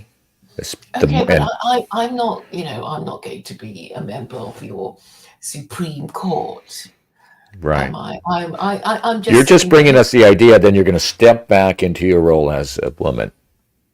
Yes, I'm basically saying how Americans can determine which do's and don'ts of the Quran to adopt would be for members of the Supreme Court to read the Quran and only take out the verses in the Quran that are do's and don'ts of Allah, and then they list and number it, and then they put it into legislation, and all legislation that are in harmony with those principles will be US law, and all that are against Interesting. those principles will be repealed and never enacted.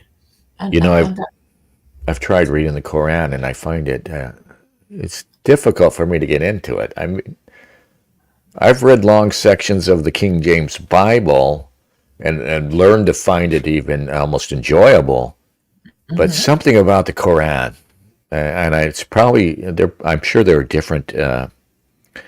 For instance, what's the best translation of the Quran? Is there N.J. Darwood, the Penguin translation? I prefer that. Yeah. But he's a Jew. But the way it's ordered and everything. Pardon? Sorry. The way it's ordered, right? Shortest to longest. This seems random. It feels like there's no continuity in that book. Though I got to admit, I've hardly read any of it. If you get certain editions, there's a foreword. I think Pickthall has a beginning at an introduction to the beginning of every chapter, explaining the historical context, etc. But it's not really necessary. I mean, I guess okay. I think if you start reading it from front to back, it will be difficult because the longest chapters are in the front, and they are the legalistic ones, while the shorter ones are. Oh, it's longest to shortest, is it? Yeah, you should maybe if you find reading long chapters difficult, you should read it from it's not that. back to front.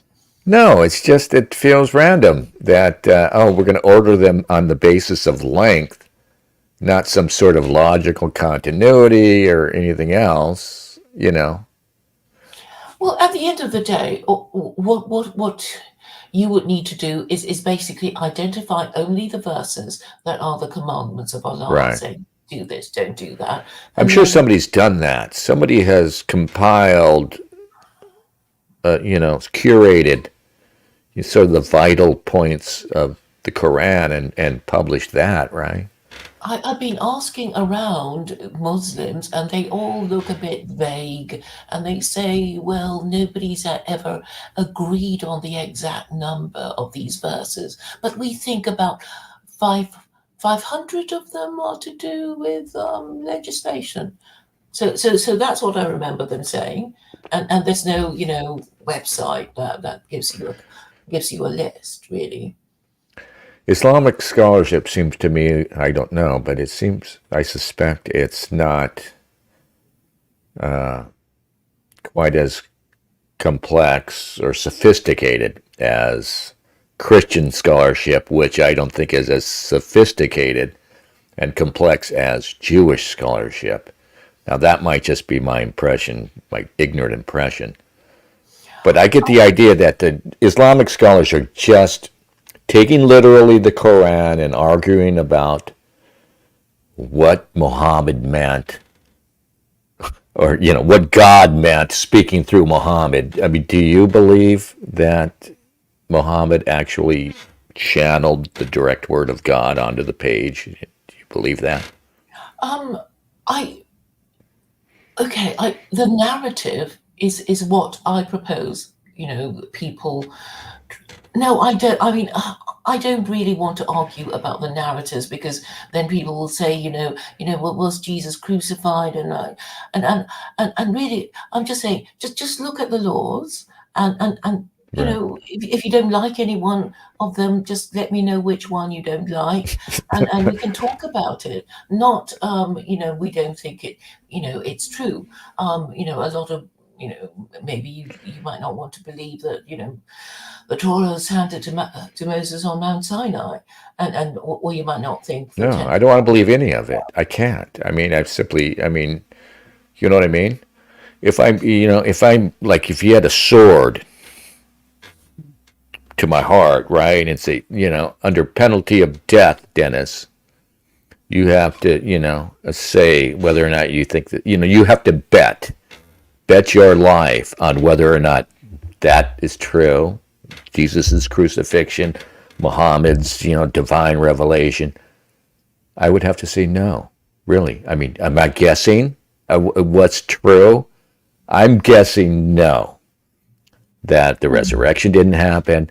Moses didn't talk to a burning bush and get the tablets from God, whatever, and Muhammad did not channel the word of God through his illiterate mind and put it down on a page in a cave or something. No, I don't think any of those things happened. That's my problem. That's my curse. That's why I can't be religious. And this is the problem of society. None of this stuff is supportable by its original, superstitious, for lack of a better word, origins. So we're left completely adrift. We're cut utterly adrift by what? By enlightenment, by knowledge. It's horrible. It's awful. It's a nihilistic vision of the world, but I can't avoid it. Well, the Enlightenment was basically a reasonable skepticism of the existence of God. The empiricism was basically, well, I'll believe it when I see it. So show me God. Show me the Trinity. Show me. Well, like you were saying before. Well, okay, what can we do to conjure God? We're back to square one. We're like tribes in the forest now, trying to conjure the spirits, trying to conjure God, because we don't know what the fuck to do with ourselves. Well, we need laws that we can all agree on, and obviously, if laws can't exist out of nowhere, somebody has to, Yes. make them. And obviously the problem with Hammurabi and a few other people whose names I can't remember, they enacted just laws, but then when they died, people will say, well, he's dead now, we're going to try something else. Right? Well, I'm hoping the Eastern civilization, China's on the rise now. Their way is better, maybe. Maybe they'll find a way, maybe they'll represent and lead humanity better. Sorry? China has a lot of problems. I hang out in Twitter Spaces, and there is this Chinese man who seems very much into Catholicism, and and he does tell us about how things are in China, their social problems, suicides, and um, men and women not marrying and being gay, and Yeah. random acts of violence. So they're having a lot of social problems, plus the fact that God. they have loads more men than women. So there'll be these men who have to Well, accept that they're not going to get married, and I think that there is a lot of incel rage in China, and one of the things that they do is randomly kill people's kids at school. wow. Yeah. Yeah. Well, yeah. I mean, my concern is that China will simply succumb to the same things we're falling for. But because you're measuring your success in GDP, and I'm saying Yeah, I don't like that either. material is going to be difficult. Okay, materialism causes people to fight each other because they're going to say, well, there's only one, there's only one pie, and we all, why should you get a bigger slice of me, blah blah blah, and that is why you need hierarchy. So if you think, well, you're I don't know, wiser or something like that, and I accept that you have a right to a bigger slice of the pie than me, for example. And so hierarchy is necessary to Yes. keep people play nicely and share fairly rather than equally. If you know We what I don't have a basis for establishing a hierarchy anymore, right? What's become of the West? It's just, sort of untrammeled capitalism. Whoever, can out earn everybody else, he gets, by virtue of having more money, more wealth, he has more power. It used to be, before all this, I mean, it used to be, that originally our original holy men were the only literate people, say, in the village, and they were the most educated, or they were the smartest. But we don't even have anymore any sort of agreed upon premises for what constitutes merit in establishing hierarchy, right? I mean, how are you going to establish it now? You know what I mean? It used to be, like I said, in the day, the guy who could best interpret the holy books, well, he got to rise to the top. And now we have this utterly debauched sort of world where it's, like I said, it's he who can acquire the most wealth, well, he gets to rise to the top. Yes. So, but in the olden days, I mean, the Hindu have a caste system, right? So what they Yeah. have is the Brahmins, who are the priesthood, followed by the Kshatriyas, the warrior class, and followed by the Vaishyas, who are the merchant class, followed by the Shudras, who are the laborers, and the untouchables, who I Right. suppose would be manual laborers, or the modern equivalent of manual laborers. So this system is logical. Surely a Yeah. priest would know better than a warrior about what to do, because a priest is presumed to be wiser than the warlord, and followed by wealth, and followed by labor, and it before the French Revolution, which began the idea of liberty, equality, and Right. fraternity. There were the three estates of the realm. So the first estate was the Catholic Church. The second Right. estate was, the barons, feudal lords who provided the armies from their peasants, and the third estate was the commoners. So Yeah. the and it was the So, third. what do you propose? I mean, say we want to establish that now, castes, estates, whatever you call it. What would work for us if we could just change today, right? Well, I'm going to say that the system of two of political parties is wrong, and there should be a one-party state. And before everybody screams at me for being a fascist, I'm going to refer to George Washington's farewell speech, when he actually warned Americans not to form political parties.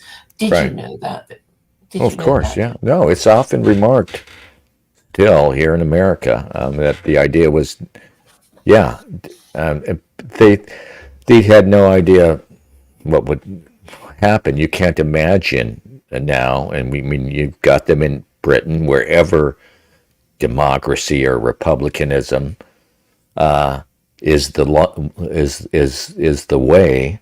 You get parties, you get factions, and they have to, there's no escaping it, But I'm not really that. I don't care about democracy. Democracy isn't the end all be all. A Republican form of government is not the end all be all. I mean, we see in America you can have. It still is, I guess, mostly a Republican form of government. It still is about half Democratic, I would say, and and people are unhappy, and it's running into a ditch, and I'm not sure those problems don't all stem, in fact, from democracy, as we call it. I mean, I would agree with you. those Because founders also would have said, democracy is only as good as its population, and they were assuming, when they assumed they wouldn't get parties, they assumed it was going to be really, like their world. It would be homogeneous racially, and the people voting would be landed, or most, landed people or professional peoples, or, it wouldn't be the rabble. They didn't imagine that it was going to be, for instance, one man, one vote. They didn't imagine they were liberating every single man to equality, yeah, so but to admit that a one-party state would actually, make it easier to run America and be less divisive. Because I think if China had representative democracy, it would be, well, not as prosperous and well run as it is now. Because there would be, no hierarchy. There'll be, all the people in the ruling classes fighting each other when, obviously they should be cooperating with each other to run the country properly. And Yeah. it seems, the policies of the principles of the political parties don't really have principles. What am I saying? Perhaps I'm getting a bit tired.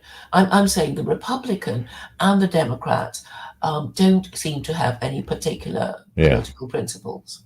No, That's they what I'm trying don't. to say. I mean, they're self-interested. The Democratic Party, the Republican Party, despite, like I said before, I don't think those are the ultimate sources of power. Nonetheless, like the CIA, there's a powerful impulse in these organizations to self-preserve. There's a powerful impulse in the Democrats. Like, look what they're doing now. I mean, it's utterly amoral that they have put in Joe Biden, right? And that they keep him in there just because they want to maintain power. I mean, you can't defend it. There's no altruistic aspect to either of these parties at the end of the day. I mean, they will sacrifice the good to keep in power, to maintain their power. That's what Joe Biden represents. That we've Yeah. totally lost the plot in this country. Yes. So I was just thinking, in definitional terms, the only party in the country, what political principle ought it to have? And I think it must be the principle of governing in the American national interest. Yeah, yeah.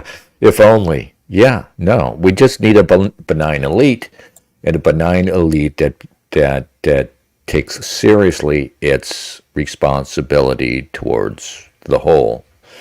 Maybe you can't have it in a modern technological society. Maybe you can't have it in any country that becomes too big. That is not possible. I mean, for one thing, we're not related. We're all these different religions. This idea that you could have multi-cultural, multi-faith society is insane. And one thing is, a religion, a common religion would have saved us, perhaps, from what Well, this no, no, fate. just a common idea that marriage is necessary for the perpetuation of Yeah. the race and the nation, and I think everybody can agree. I mean, the immigrant can agree that supporting marriage would be a good thing. And I imagine, indigenous people, if they can be bothered to breed with each other, would also have to agree Yeah. that marriage is the best way to rear the next generation.